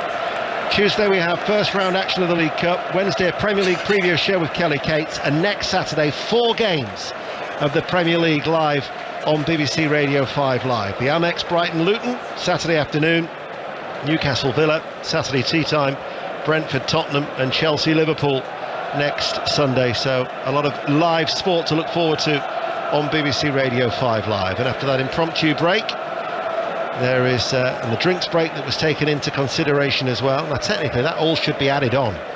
You know, we are going to see a lot more of, we saw it yesterday in the opening day of the Football League. You know, I think that the days of 3 minutes and 4 minutes added on come the end of a game, I think you'll be looking more the norm of 6, 7, maybe even 8, 9, as it was in the World Cup at times. Yeah, and you know what, the World Cup, we worked together at the World Cup as well, Ian, and it worked. I think it worked. There's no way around trying to get the advantage now. The ball played forward out towards that far side. There was a cross. That's another of the new directives as well. Ødegaard had to leave the play for treatment, and the Arsenal fans, he was itching to get back on. But if you leave the field of play, you are not allowed to come back on for at least 30 seconds. It's another one of the directives. They're all trying to enhance improve the playing time as well throughout the season. So Ødegaard was waiting and willing to come on, but the referee had to wait 30 seconds, or at least 30 seconds, before he could come back onto the field of play. I mentioned that World Cup final, England-Australia. Sarah Orchard. Still very early here, just 6 minutes played at the first quarter. It's England 6, Australia 7, and it's Australia who just have the edge. They managed to get a goal on the opening centre pass, which was England's. Imogen Allison of Team Bath, she managed to get a loose ball that went wide. It was the Diamonds that took it, and it's Australia who lead now. England 6, Australia 8. Commentary of that one is on Sports Extra. Free kick to Arsenal, taken quickly. Rice on this near side, still 0-0, 10 minutes into the second half. Now out towards Martinelli. Rice goes on ahead of him, left-hand side of the penalty area. Back with Martinelli. Now it's with Timber. Jurrien Timber, the Dutch international, with Declan Rice. Plays it back. Very versatile defender. Plays on the right side of the 3 at times for his country. He hasn't rotated. We thought that they might rotate with Ben White, but he stayed as a permanent fixture on this left-hand side so far. 56 minutes in. Here is Rice. Havertz wanted to come short. Rice holds onto the ball, plays it square. Saliba turns out towards White on that far side. Saka just to slip it on the inside. Thomas Partey touches the ball forward to Ødegaard. Ødegaard flicks it back, and now Arsenal pass the ball towards Gabriel. Arsenal supporters find their voices as that's the end that Arsenal are attacking. Declan Rice, their club record signing on his debut after that £105 million move from the East End of London to North London. Havertz comes short midway through the City half. City, though, have got every sky blue shirt back behind the ball. But at the moment, Arsenal just cannot find a way through, Craig. No, like we're saying, Man City, everyone behind the ball, good shape, good structure, not looking to press too vigorously, just sort of maintaining it. But this is where Arsenal needs to have a little bit of rotation and a little bit more movement further forward. So whether it's Xhaka coming inside and Ben White, as he did first half, on the overlap, I'd like to see a little bit more movement. Well, at the moment it's a stalemate here at Wembley Stadium as Rice passes the ball forward and Timber now tries to release Martinelli. It was a right-footed ball that was ahead of Martinelli, and here we get the first of the substitutions, and it's going to be Phil Foden who is going to be coming on. Kevin De Bruyne, incidentally, is on the bench for Manchester City, but it's Jack Grealish who's going to be coming off. So the first of 3 opportunities to make a change, and Phil Foden. Hard to believe, isn't it, Dion? He's 23 years of age. He's already got 11 trophies to his name. Yes, it's an amazing achievement, and I think the way that he's been managed by Pep Guardiola is outstanding as well, allowing him to stay and to learn his trade and learn from the best in the world. He's becoming one of the best as well. Approaching the hour mark on BBC Radio 5 Live, and it's still 0-0. Jack will absolutely hate that being brought off. He wants to play every minute of every game. Probably the most talented player I've ever worked with in terms of natural ability, but probably one of the hardest to manage in terms of moaning and groaning in terms of better decisions. But you know what? I don't mind that, because he would test you and challenge you. But underneath that, it was just a winning mentality, because he had so much natural ability. But boy, he'll have a moan about being brought off. He's a smashing young man though, isn't he, Jack Grealish? He's got a heart of gold, does lots of things. I remember being at Villa and leaving the training ground about 6:30 one evening. I'd not long been there, and Jack was sat in the lounge waiting to go home, bearing in mind most players had left at 2. Jack, what are you doing? And well, I've just done a gym session since 4:30. So he used to do his own gym sessions in the afternoons, have a sleep, and then go and do gyms twice a week. You know, people don't think of things that he's had to do to get him to the top. Well, he's off now. Foden is on. Arsenal have been awarded a free kick, right-hand side of their far side. Just in from the touchline, midway through the City half. It was a challenge Diaz made on Saka. Arteta's having a word with John Brooks, the 4th official. Martinelli waits, and it's a dummy run to take the first effort of a free kick, so he stalls that, comes back again, whips it in right-footed. John Stones trying to head it away from his own goal, running into his own 6-yard area. Bright sunshine where the Arsenal fans are bathed in at that end of the ground as it goes out of play for a City throw, and it remains Arsenal 0, Manchester City 0. Kyle Walker waits to take the throw. Remember, there's no extra time. We'll go straight to a penalty shootout.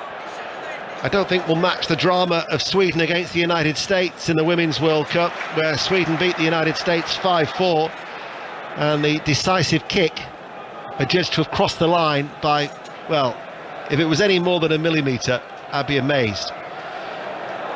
But we will wait and see if the deadlock can be broken here at Wembley Stadium for these two sides, as the ball goes all the way back to Ortega.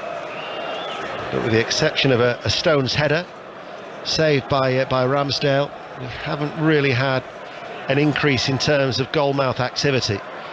But Pep Guardiola has just walked into that technical area, and this is going to be significant because he's just hollered and he's just summoned Kevin De Bruyne.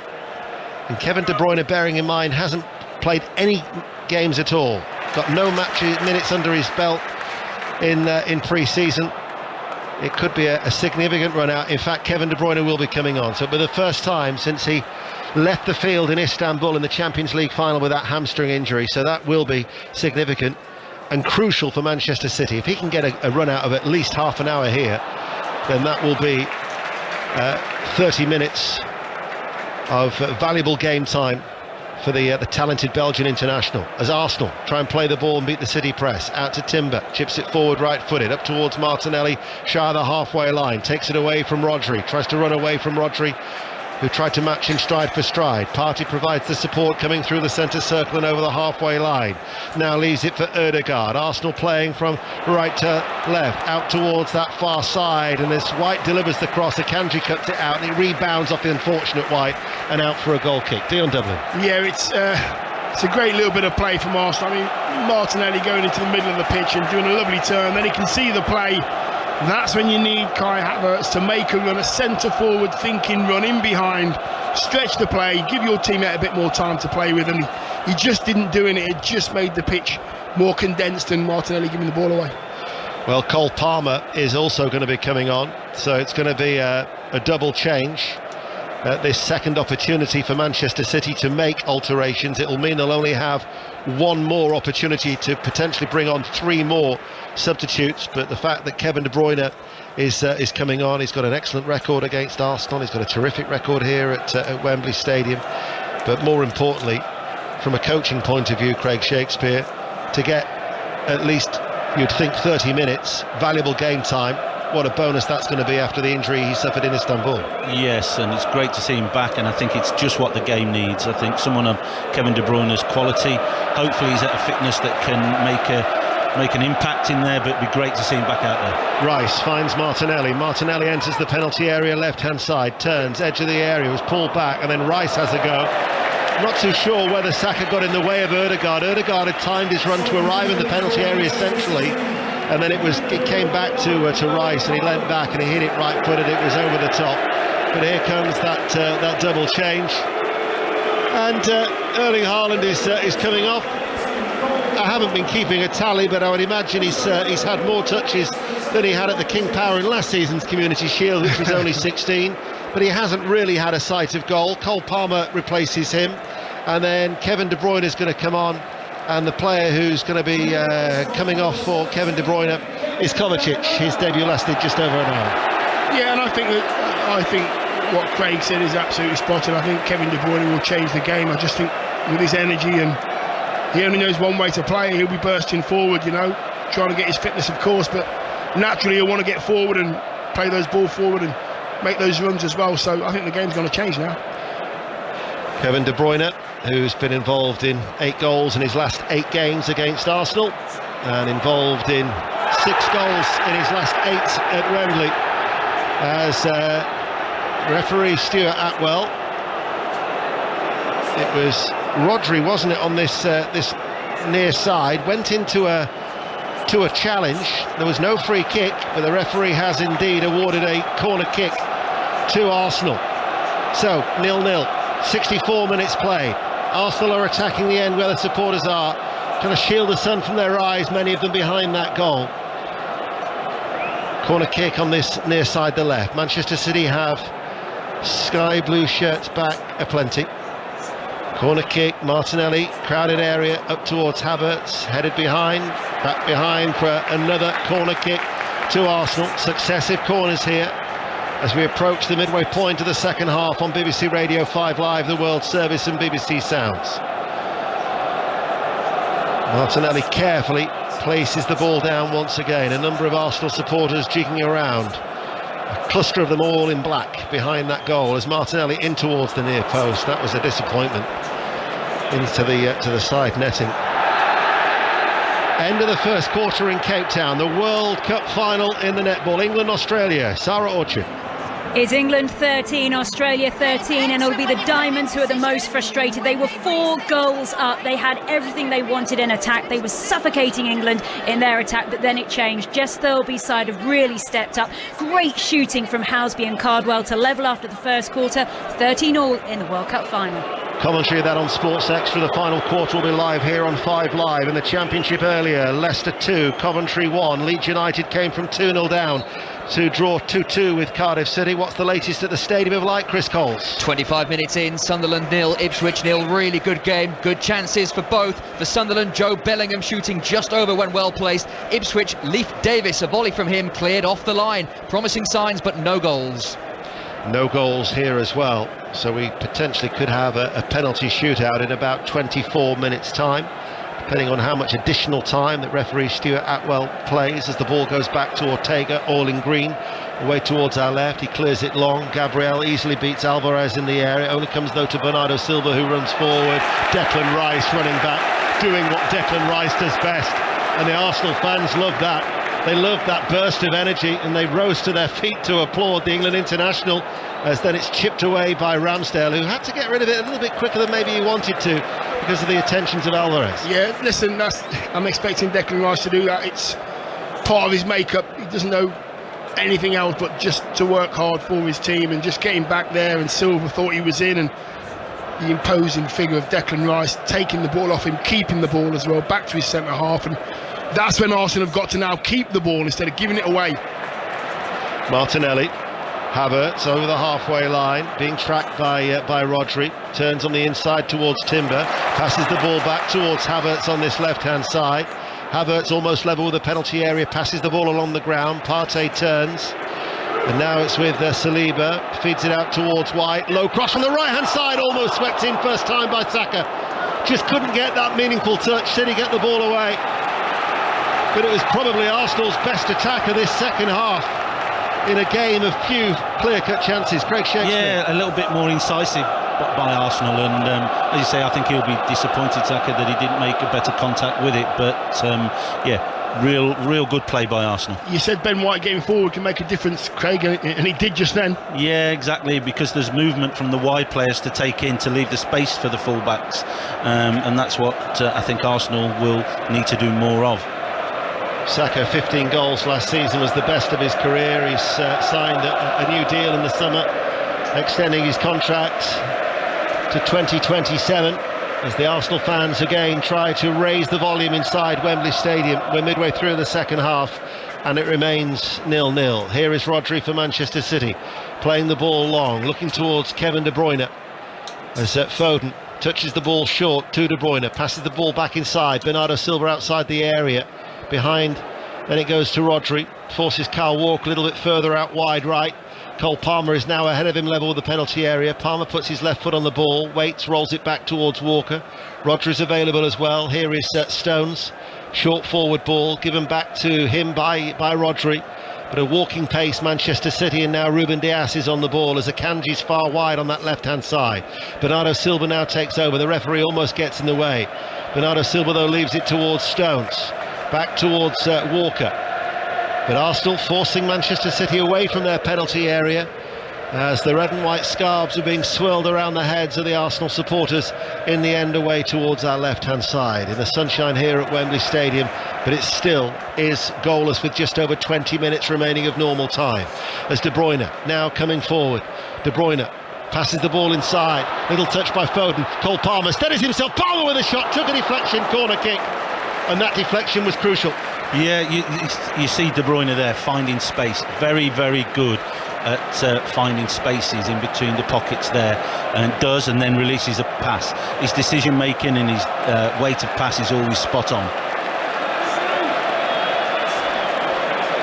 It was deflected off Timber and behind for a corner kick that has been taken short and quickly. De Bruyne to Foden on this near side, the right. Manchester City playing from left to right. Walker lifts it in deep in towards the penalty area. It was Dias who was challenging, and he goes behind for another corner kick.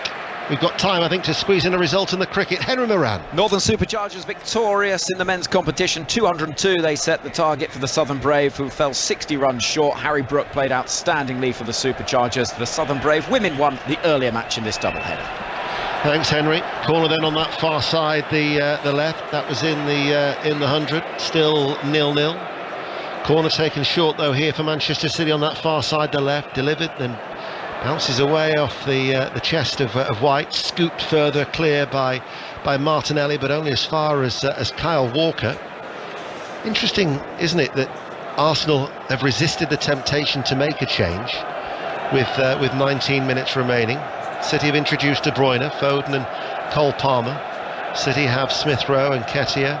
Trossard, who's done ever so well in pre-season, particularly in the 5-3 win in the States against Barcelona. As Smith Rowe's a really interesting one for me. I think ball played around the back for Havertz, but then just running gliding across that lush green surface with Stones to cut out any threat. Craig. When he first came onto the scene, and when we was at Villa, we really tracked him and wanted to sign him. And I think over the last 12 months, injuries, loss of form, not had game time, he'll be one that can make an impact, but obviously he needs the game time to do that. And he's a player of immense talent that can play as a number 10, can carry the ball forward, can play as a wide player. But it's a really interesting season for him. It is, bearing in mind that last season Smith Rowe didn't make a start at all. His 14 appearances were all off the bench. Still no goals after half an hour at the Stadium of Light in the Championship between Sunderland and Ipswich Town. Tony Mowbray against his former club, and indeed I spoke too soon, because Leandro Trossard is going to be coming on for Arsenal with 18 minutes remaining in this Community Shield that still is deadlocked at 0-0. Manchester City on that far side, the left, Akanji. Ball played then back towards the halfway line. Ambling across is Diaz. Bernardo Silva, steady pace from Manchester City. Passes the ball to Ruben Diaz, left-hand side of the centre circle. Arsenal again have dropped off. Outstretched arm of Pep Guardiola, now in that white shirt with the sleeves rolled up, as the ball is played forward to Walker. Collects it unmarked, right-hand side of the penalty area, fires it across and closed down by the knees of Timber, and diverts it behind for a corner kick. Dion Dublin. Yeah, I think that ball's been on all game, to be honest, that diagonal pass. I mean, both sides have been really drawn over to where the ball is, leaving the furthest opponent man free as a bird. If you're willing to play that diagonal ball, then the winger's in all game. They've already done it 2 or 3 times, both sides. De Bruyne then ready to take the corner kick near side the right. Foden is available as a short option. Doesn't look like he's going to be utilised though. Both arms are aloft by De Bruyne. It's an outswinger, and it's headed away by Gabriel under pressure. Cole Palmer tries to stop Saka in his tracks, but they get it clear towards Timber, who passes the ball out towards Saka on that far side. Havertz through the middle and Martinelli, but they've lost the ball, and Arteta turns away in frustration in his technical area down in front of us. But Arsenal have got numbers back, and Saliba keeps the ball in play, and now it's with White, and we've got 16 minutes remaining. 16 minutes before a potential penalty shootout here to settle the 101st edition of the traditional curtain raiser in the English game. But Arsenal have given it away again. Now Palmer coming forward for City. De Bruyne just away towards his left-hand side. Here is De Bruyne, plays it in, and it arcs its way in front of Alvarez, and out for a goal kick. And here comes the change, and Trossard will be coming on for Gabriel Martinelli. So you would think like for like, Craig Shakespeare. Yes, I think so, but he has the ability to unlock defences. He has the ability to get a goal, so hopefully something will change for Arsenal. But you just think of Arsenal's wide players and where they've got the joy down the right-hand side. And if you're talking to wide players, you think you're coming up against Carl Walker and Akanji, some of the best 1v1 defenders in the league. So in terms of movement, they've got to have a little bit of movement by coming inside, which allows the fullbacks to get over. Because if they're just going to go up against them and play 1v1, well, as I said, they're very, very competent defenders. So in terms of movement, but Trossard might give them a different problem. Well, it's going to be a double change, in fact, because whilst Craig was talking, Kieran Tierney quickly sprung off the bench, and Jurrien Timber, the £34 million signing from Ajax, he comes off, and Kieran Tierney, who I first saw in the flesh in a Champions League game, Celtic against Manchester City, incidentally, at Celtic Park. What an occasion that was, as he was up against Raheem Sterling that night, and Kieran Tierney, the Scottish international, comes on at left back as that second change made by Mikel Arteta. And we have remaining 14 minutes, and it's still 0-0 as Stones heads the ball back to Ortega. Manchester City, they've won 5 of their 6 competitive penalty shootouts under Pep Guardiola. Might be getting a chance to test themselves again here, unless there's a goal in the next 14 minutes or so, depending on how much, of course, additional time there will be. But it's gone to another sedate pace at the back, with the ball just being knocked back by Diaz to Ortega. In fact, actually, just looking at it, Havertz, Trossard's gone a little bit more central, and Havertz is a little bit to the left at that stage. keep an eye on that as Foden can't get the ball away. De Bruyne heads it back into the path of Cole Palmer. Palmer enters the penalty area. Oh, what a goal from Cole Palmer! Fine goal, left-footed, curling, gave the goalkeeper no chance. That really was a sublime finish from the young player. And Manchester City, the treble winners from last season, are looking to add to their growing collection of silverware. And if that's the winner, it's certainly a fine goal. Two things from that one. Kevin De Bruyne keeping the ball alive. Kyle Walker's run in behind Cole Palmer, just dragging the defender away. Kieran Tierney seen him, just a little move to his left lots of space on the inside. Palmer from right foot to left foot just curled it in that top corner. Keeper was trying his hardest to get there, fully stretched. It's a brilliant finish from the young lad. It's the first time Arsenal haven't got people back behind the ball. They've got still 3 attackers in Man City's half, and I know in terms of transition Man City moved the ball quick, but what a great finish by the young lad. Best moment of the game so far. And I think it was a little unfortunate as well for Kieran Tierney, who's just come on that side, the left back. I think he slipped, although he probably wouldn't have got anywhere near Palmer at that stage. But it was a lovely curling finish from Cole Palmer. Only his 5th goal for the club. He did score against Burnley last season in the FA Cup when they trounced Burnley. Burnley fans, I'm sure, will hope that there's a different outcome on Friday night when they kick off the opening game in the Premier League in a few days' time. But Cole Palmer off that trusty left foot of his with a lovely goal. Yeah, as a player as well, if you've got that kind of finish in your locker, then you just want the inside of the pitch to open up for you. It's one of the easiest finishes for a footballer to stick it in the top corner like that. If you get that space, then you're always got to take it on. Young lad like him, brilliant finish. Easy for you, Dion, with your left foot. I used to do it with me right, never me left. The left foot was standing foot only, Craig. 2 substitutes combining, and mention that record for Kevin De Bruyne with goals and assists at Wembley and against Arsenal. That will add to that particular statistic for the Belgian. Cole Palmer with the curling effort, and Manchester City, who have won their last 8 successive encounters against Arsenal, are looking to increase that stranglehold over them. Arsenal have lost 15 of the previous 16. That's far from sweet in terms of a statistic, but with 11 minutes remaining, Manchester City lead by 1-0, and Cole Palmer with that goal that finally breaks the deadlock. As here he goes again, wriggling away, stumbles back to his feet, up against 2 players in Trossard and Tierney. Tierney clears, Lowell on the ground, Havertz lays it off, but he's outside his own penalty area as Arsenal get the ball up towards Declan Rice. Declan Rice stops, then runs away from Alvarez, slips it on the inside, but there was Rodri just to mop up as effectively as he does in the midfield. No option for Rice at all down the left-hand side. He's trying to get forward, nobody in the red shirts up there with him. Trossard's the only player, couldn't find Trossard, and Arsenal have got to do that better. If you do break the lines, then keep the ball, get out, get the back four up, whatever it is, and give your mate a hand on the ball.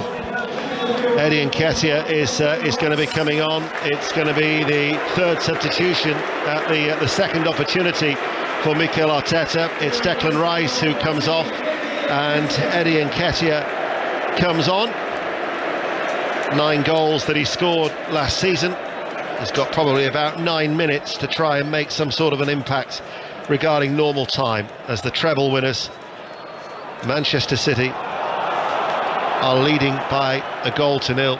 And just think, by the time that the year of 2023 is out, from the Premier League, the FA Cup and the Champions League, Community Shield, they could have the Super Cup and the Club World Cup in December to add to that growing collection. It could be a year to remember for Manchester City 2023. Incidentally, that Super Cup will be live a week on Wednesday in Athens. Sevilla against Manchester City, live in Athens.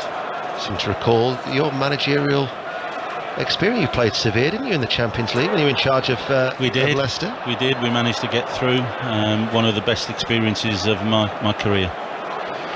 As I did the first. You were behind from the first game, weren't you? The first leg.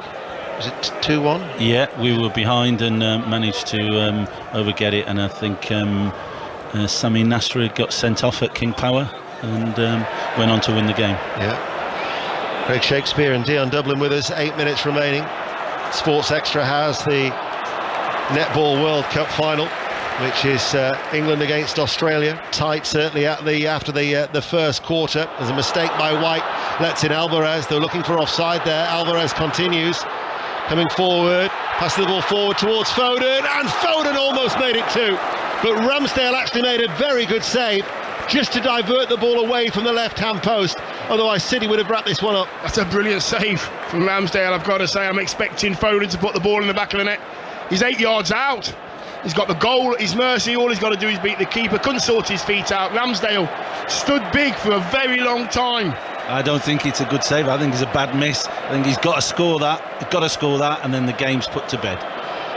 Yep, it was Foden off his right foot and diverted behind for a corner kick. So under 8 minutes remain of normal time. Manchester City lead Arsenal by a goal to 0. Good save by Ramsdale, because that was a fantastic near post header by Rodri. He got down ever so well, but the reflex save from Ramsdale, that was a good save. That was a very good save. Low corner, and as you say, his instincts and his reactions were top draw there. You'd have seen that late, Dion. Yeah, and it was the ball from Kevin De Bruyne as well. He knew that Rodri was going to make that run to the near post right in front of any red shirt, and he just got enough on it to get to sort of steer it goalwards, and Ramsdale had to get back quickly. Really good keeping. I mentioned that World Cup final in Cape Town, and it was 13-13, I think, after the first quarter. What's the latest now? Sarah Orchard. It's Australia creeping ahead in this second quarter. 2 minutes to play. England 22, Australia 24. And it's the Roses who are just making a few really simple mistakes, particularly in their attack, that's giving the Diamonds possession. Still just under 2 minutes to go until half-time. England 22, Australia 24. We've got 6 minutes remaining. Commentary of that continues on Sports Extra. The final quarter we plan to take live here on 5 Live. England's women in the World Cup tomorrow morning. Live commentary from 8:30 here on BBC Radio 5 Live. It's also live on BBC One. Trossard midway through the Manchester City half, shrugs off Kyle Walker, passes the ball inside. Partey and Mark, time to bring the ball under control to Ødegaard. Quickly under pressure, and they give the ball away through Partey. Up towards De Bruyne, nice first touch. He tried to come in between two Arsenal players, but Partey was one of them, and he sees it back towards Ramsdale. Well, he's certainly made a difference since he's come onto the field of play, De Bruyne. Yeah, he has, and he just wants to look forward. He's always trying to find that pass and that little bit of energy as well. He doesn't know any other way to play, and I think it's made a difference to City. He's got players up the pitch as well, which is good. That's why they're ahead. We did say, didn't we, that get to 60, 70 minutes and the game opens up. It's made for someone of Kevin De Bruyne's ability to pick the right pass. And that is certainly how it's panned out here at Wembley Stadium as Ortega clears. It was a desperate late lunge by Nketiah to try and get a block in there on the City number 2 goalkeeper. Foden picks the ball up far side the left. Kevin De Bruyne holding on to the ball and winning a throw for Manchester City, and his efforts are certainly appreciated by the City travelling support, who are going to watch their side pick up more silverware. Although Pep Guardiola was saying ahead of the game that we finished 2 weeks later than Arsenal, we started 2 weeks later, but at the end of the day, it is another trophy. He still called it a final despite all of that, despite it being another game, another piece of the jigsaw as far as the pre-season schedule is concerned. 1-0 they lead through this man, Cole Palmer. Fine curling effort off his left foot. Tierney gets a foot into the challenge, out of play it goes. It's an Arsenal throw, and just over 4 minutes remain of normal time, and Tierney wants to take it quickly, and then it's headed eventually out of play by Stones. Just tried to release Nketiah, as the attendance is 81,145 for this traditional curtain raiser, and the Arsenal supporters still in that east end of Wembley Stadium. Oh, they've got a decent suntan, I'm sure, if they didn't put the sunblock on because they've had the sun in their eyes throughout the whole day. For an Arsenal team that is looking forward to being back in the Champions League campaign for the first time since 2016-2017, after that excellent campaign that they had last year. Half-time now at Cape Town in the Netball Women's World Cup. Sarah Orchard. It's England 23, Australia 27. You have to say the goal rate really slowed down in that second quarter. Changes for both sides. It was Fran Williams who came on in the first quarter for England. Sophie Garbin made a big difference for Australia, who edge ahead. They are not 11-time world champions for nothing. England, of course, in their first World Cup final. They still have 30 minutes to get their noses in front. Half-time, England 23, Australia 27. Thanks, Sarah. Sports Extra for continued commentary of that. Double change being made late on by Mikel Arteta, and it is going to be Fabio Vieira who's going to be coming on, and also the player that Craig Shakespeare was talking about earlier as well, Emil Smith-Rowe, coming on for a late run out, and it was Gabriel and Havertz, the two players who've made way. Dion. Yeah, I think that should have been done earlier. I think Smith-Rowe's a player that could have maybe unlocked a few passes, a few forward runs. I think he probably deserved another 10-15 minutes more than that, Craig, wouldn't you say? Sitting up here, yes, but if I was the coach down there, and I've always been told, yeah, it's a difficult one at times, but I agree with you that a player of his talent just deserves that little bit more, and I think it would have been beneficial to Arsenal as well. Well, limited time for the pair to make any sort of impact for an Arsenal side that still trail by a goal to nil here on BBC Radio 5 Live in the World Service, as Alvarez manages to get away. Tierney quick to close him down towards the corner flag on this near side, helped out by Trossard. Smith-Rowe's also there, and the assistant referee. A little bit of afters there as well between Trossard and Cole Palmer down by the corner flag. The assistant was quick.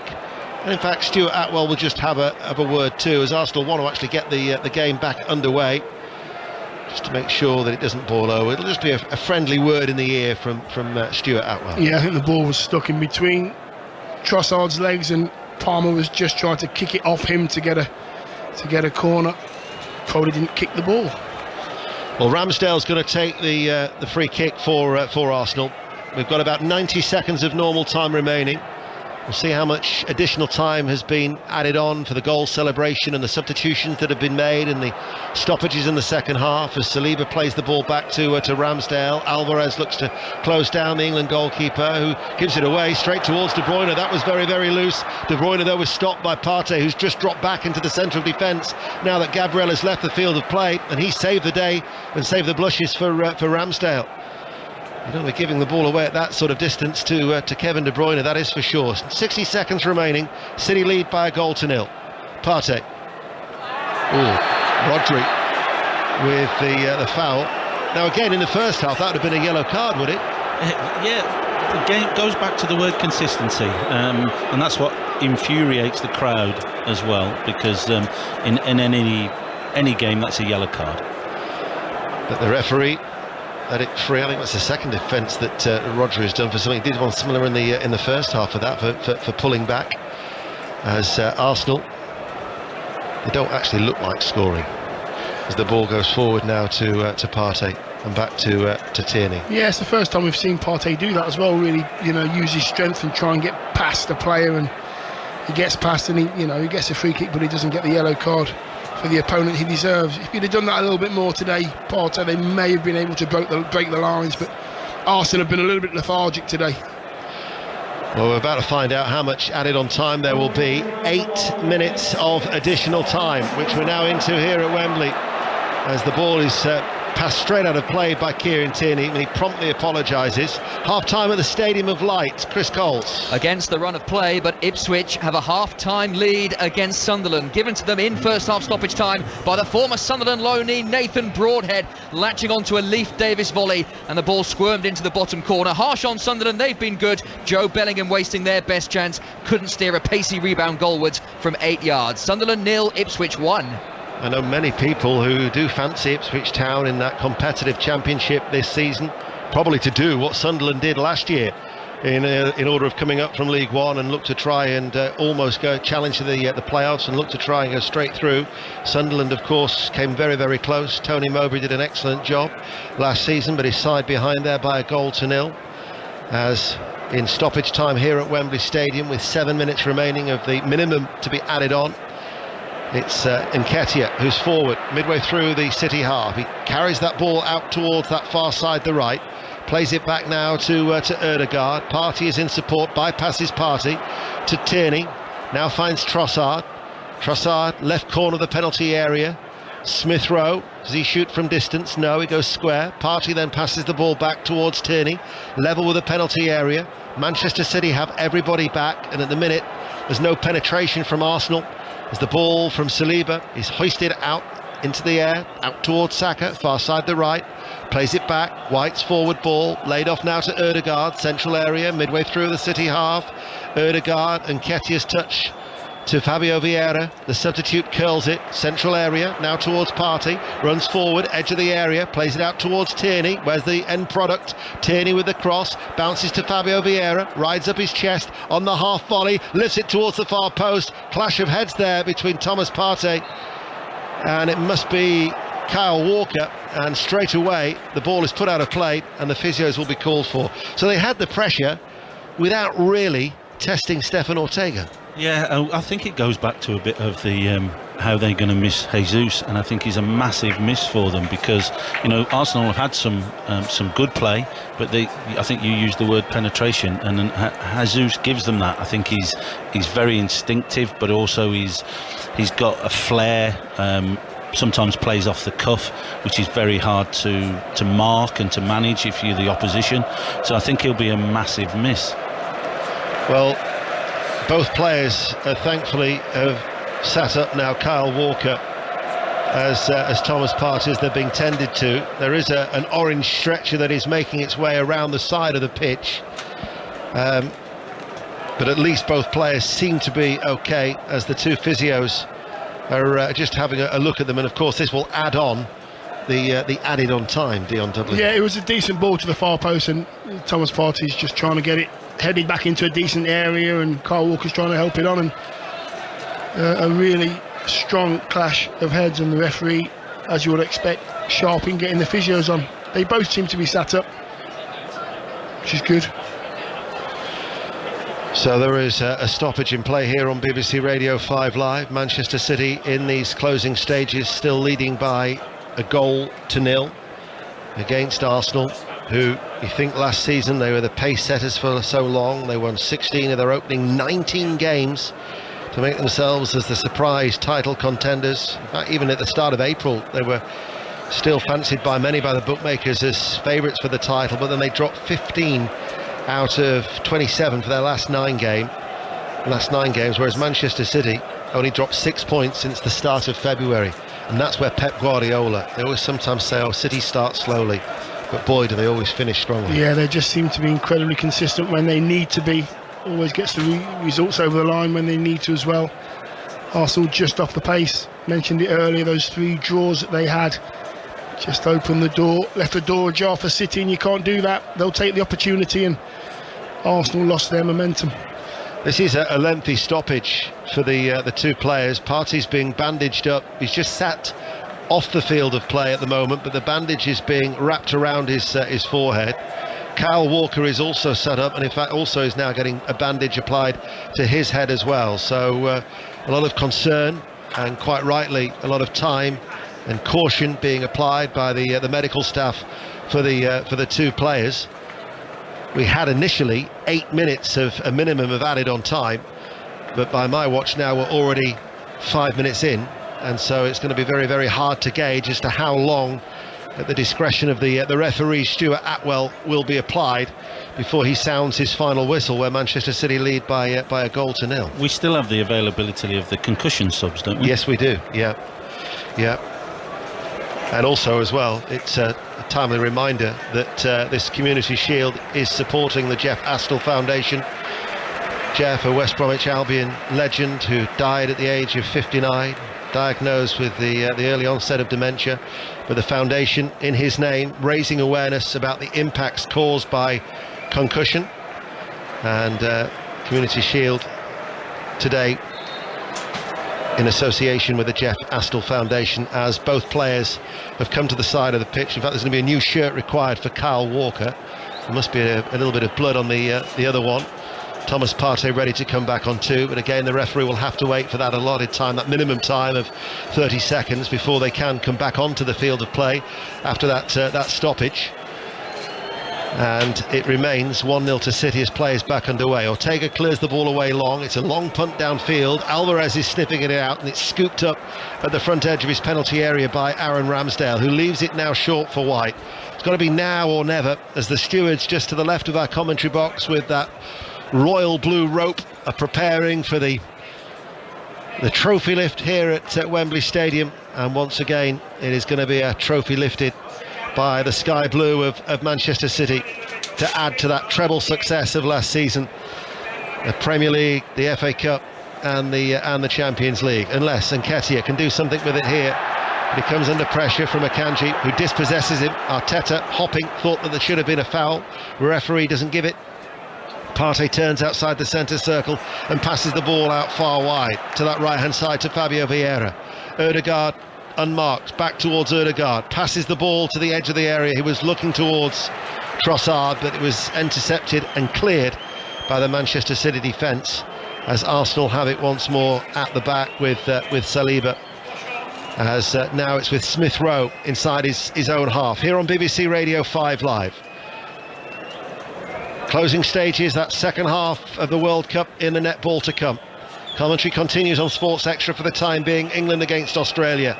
Don't forget, tomorrow morning at 8:30, live on 5 Live and BBC One, England against Nigeria in the last 16. Cute little back heel that from Trossard towards Smith Rowe. Arteta's on ball boy duties.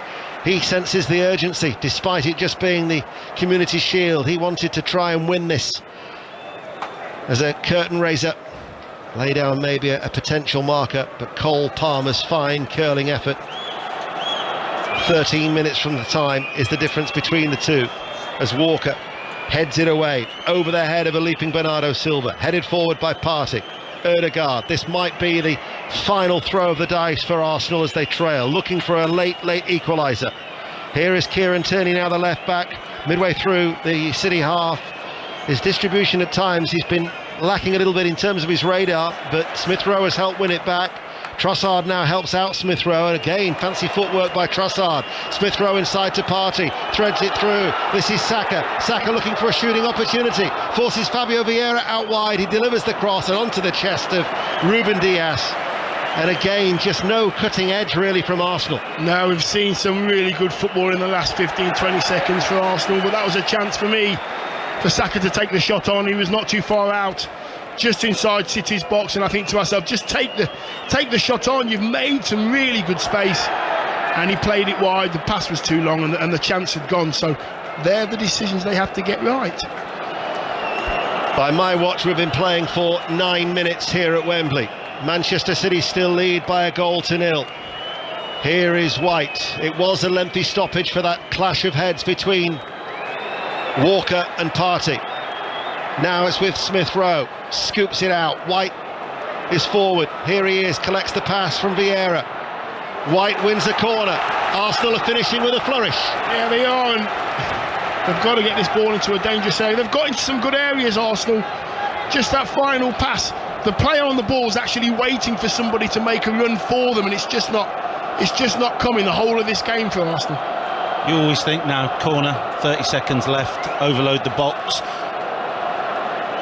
Well, it's a corner on that right-hand side. Ramsdale hasn't gone up, but he is in the centre circle in the Manchester City half. And predominantly, a lot of those sky blue shirts are centred around that 6-yard area. It's very, very congested. Arsenal looking for a dramatic equaliser. Corner kick comes in on that right-hand side, headed out at the near post by Rodri. Comes back towards Saka.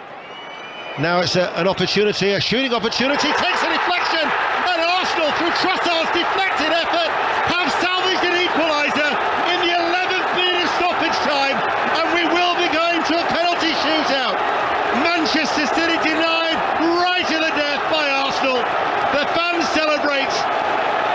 The deflection was telling, but it's an equaliser, and it's 1-1. Yeah, I think it was off Akanji. I think Akanji's just stood. He hasn't moved. He hasn't tried to block it at all. He stood his ground. Yeah, it's hit the left-hand side of him. It's gone into the left-hand corner. Ortega, the keeper, had already committed to where the ball was going to go, and he was out of position. There was no way back, Craig, no way back for the keeper. No, took a wicked deflection, but as you say, he took the opportunity to shoot, which we were saying about Xhaka earlier, and then got that little bit of luck, and as you can see from the replay, it's wrong-footed the keeper, but it puts them straight back in it for possibly penalties now. 2 deflections, I think. Was it? Yeah, I think it was 2 deflections. Keeper had no chance. And don't tell the Arsenal fans that it's only the Community Shield, because some of the supporters around us here in our commentary box have really enjoyed that moment. So we're at 1-1, and I think 3 of the last 6 of the Community Shields have gone to penalties, and we're going to have a penalty shootout here now on 5 Live, the World Service, and on BBC Sounds, because in the 11th minute of added on time, Trossard credited with the goal, with the equaliser for last year's runners-up, unless there is going to be a sting at the tail at the other end, as Manchester City have a free kick. De Bruyne takes it, drops into the penalty area. It was Diaz who I think threw himself at it, but he was challenged by White, and it came off one of them and into the arms of Ramsdale. Unless Arsenal have designs of going winning it now. We had 8 minutes of added on time. There was that lengthy stoppage, and that's why we're now into the 12th minute. And the drama will continue as the ball is chipped out long by Saliba towards Saka. We're at the discretion of a referee, Stuart Atwell.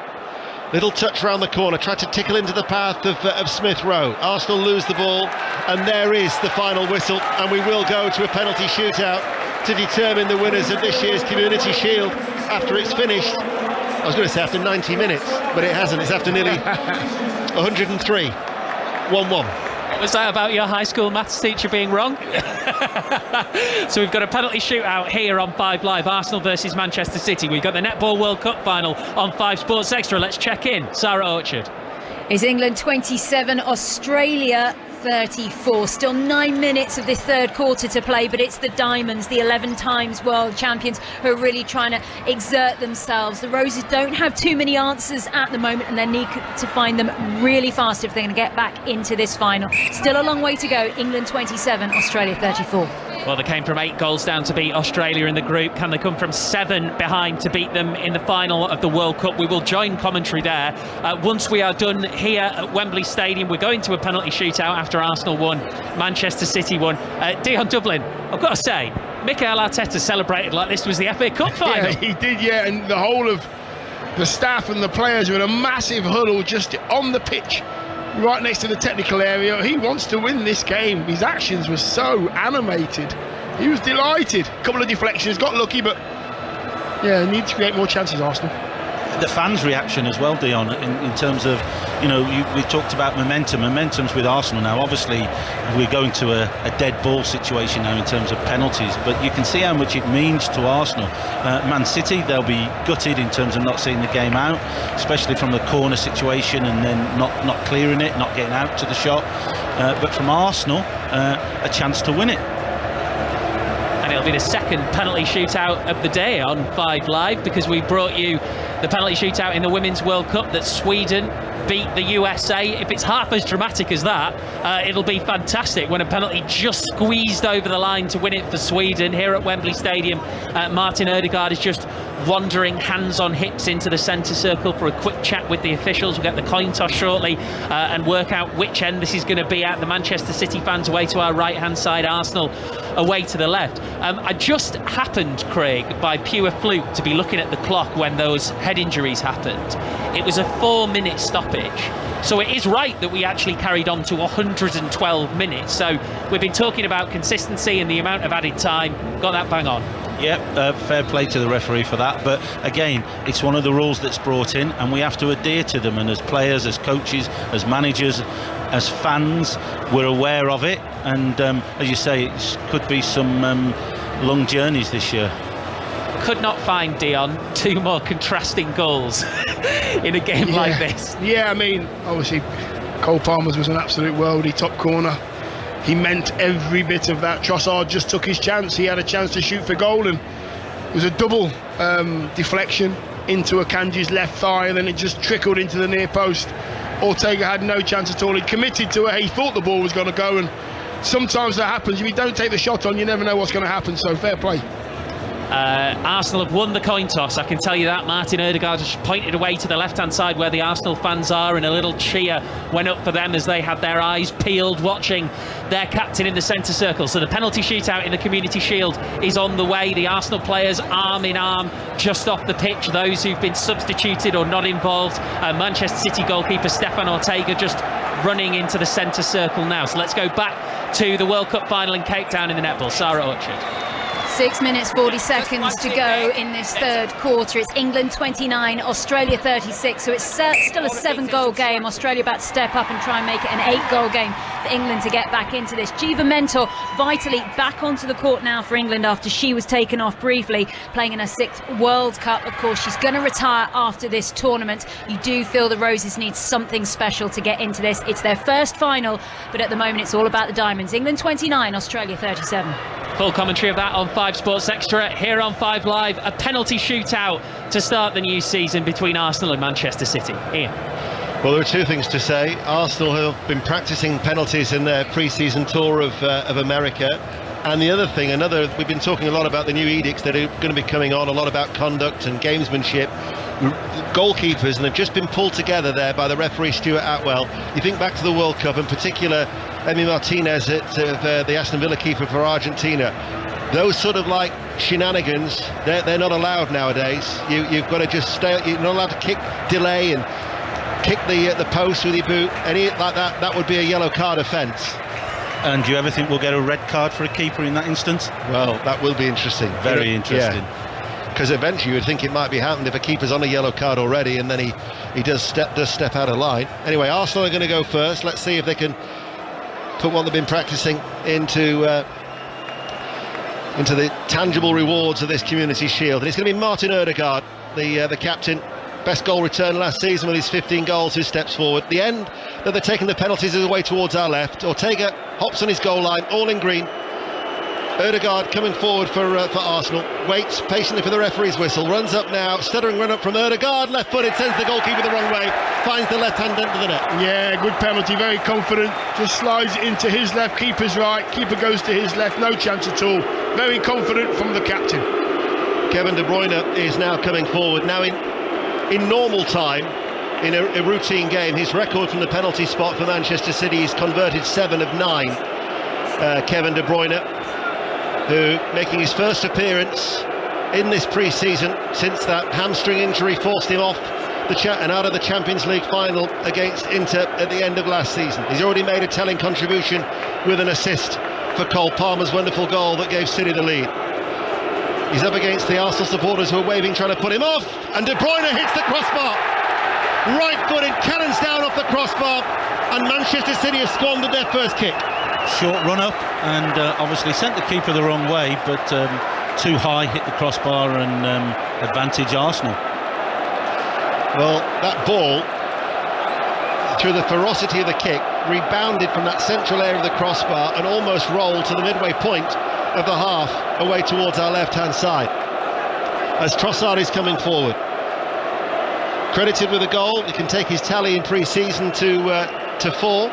He scored 3 when they were out in the States. Little Stuart Atwell will have a word with him as well. I wonder if this Belgium will fare any better than De Bruyne. So it's 1-0 to Arsenal after the opening kicks in this penalty shootout. Live on BBC Radio 5 Live and the World Service and BBC Sounds. Trossard waits. Not the longest of run up for Trossard. He steps forward now, right-footed. Perfect penalty. Low, finds the bottom right-hand corner. Again, Stefan Ortega went the wrong way. Yeah, just the opposite to his captain, Ødegaard. He puts it the other way. Keeper goes the opposite way too. Very confident from Trossard. Never looked in danger. Bernardo Silva runs forward for Manchester City. They need to get a penalty on the board after De Bruyne's opening miss. Places the ball down. Again, the Arsenal fans in the sunshine furiously waving. Bernardo Silva does score though. Left-footed, Ramsdale dived away to his left, sent the wrong way. City trail 2-1. I'm just watching Ramsdale before that, and really taking a real interest in his water bottle, and wondering if he's got any information on his water bottle, as a lot of keepers do their homework now. But if he did, he got that one wrong, so a great penalty. Well, we all know about Saka and penalties at Wembley in the white shirt of England, but you can't fault him in the red and white for Arsenal. His record is scored all 4 penalties for Arsenal as he places the ball down in the spot. This shootout live on 5 Live. Again, not the biggest of run-ups for Bukayo Saka. Signed the new deal in the summer. Ortega waits on his goal line. He's poised. Saka, well, not too sure. He's rolled it into the net. Left-footed. And again, didn't seem to strike it that cleanly. No, he didn't. It was a slightly delayed strike of the ball. He allowed the keeper just that little bit, half a second of movement, and then Saka put it the opposite way the keeper was going. That's a confident. He didn't strike it well, but he knew exactly what he was doing. Rodri picks the ball up. He tucks it under his right arm. He steps forward. It's a purposeful stride from Rodri. Already places the ball down. He wants to get this done and dusted. Rodri now comes forward, right-footed. Ramsdale with a save. And Arsenal lead by 3-1 in the shootout. Yeah, you'd have to say too close to the goalkeeper, not in the corner, and Ramsdale went the right way. Massive advantage to Arsenal now. So this to win it for Arsenal. After De Bruyne hit the bar and Ramsdale with a save from Rodri. And the Arsenal supporters, they are getting very, very excited in that end. The celebrations are already beginning, as the ball has been picked forward and carried by Fabio Vieira, the substitute. The young Portuguese attacking midfielder up against Ortega. Vieira to win silverware for Arsenal. Sounds familiar, and that's exactly what he's done. But this time it's Fabio Vieira, left-footed, high into the left-hand corner, and for a 5th successive occasion that they've participated, Arsenal have won the Community Shield, much to the delight of their players and fans. The supporters are banging the windows in front of us. They've beaten Manchester City 4-1 in the shootout. That's a brilliant penalty as well, I've got to say. What a penalty, top corner. Keeper goes the right way, but no keeper's stopping that. 2 keepers are stopping that. It was a very, very apt penalty to win this first game of the season. Arsenal won't mind. They were desperate to get the trophy. Probably the most exciting bit of the game, the penalties at the end. You'd say Cole Palmer's goal, a little bit of class in the game, the second half. But it was crying out for a bit of excitement, and pleased for the fans. Obviously, in terms of Arsenal winning it, they won't care, they won't mind. Their name will be on the Community Shield, and it's an important start for them. And bearing in mind that Manchester City have lost their last 3 Shield appearances now, that won't make a jot of difference come May. Because when the serious silverware is handed out, we know that Manchester City were the ones leading the way. But as a curtain raiser goes, Arsenal have got some silverware and they've won the shootout. Steve? And if they do win serious silverware this season, then wow, the celebrations are going to be something else, because red and white shirts just tore onto the pitch when that final penalty went into the back of the net. So we'll have more reaction from this. Don't forget, you got the Netball World Cup final right now on 5 Sports Extra. We've just reached the end of the 3rd quarter. Australia have a big lead. They lead England 45.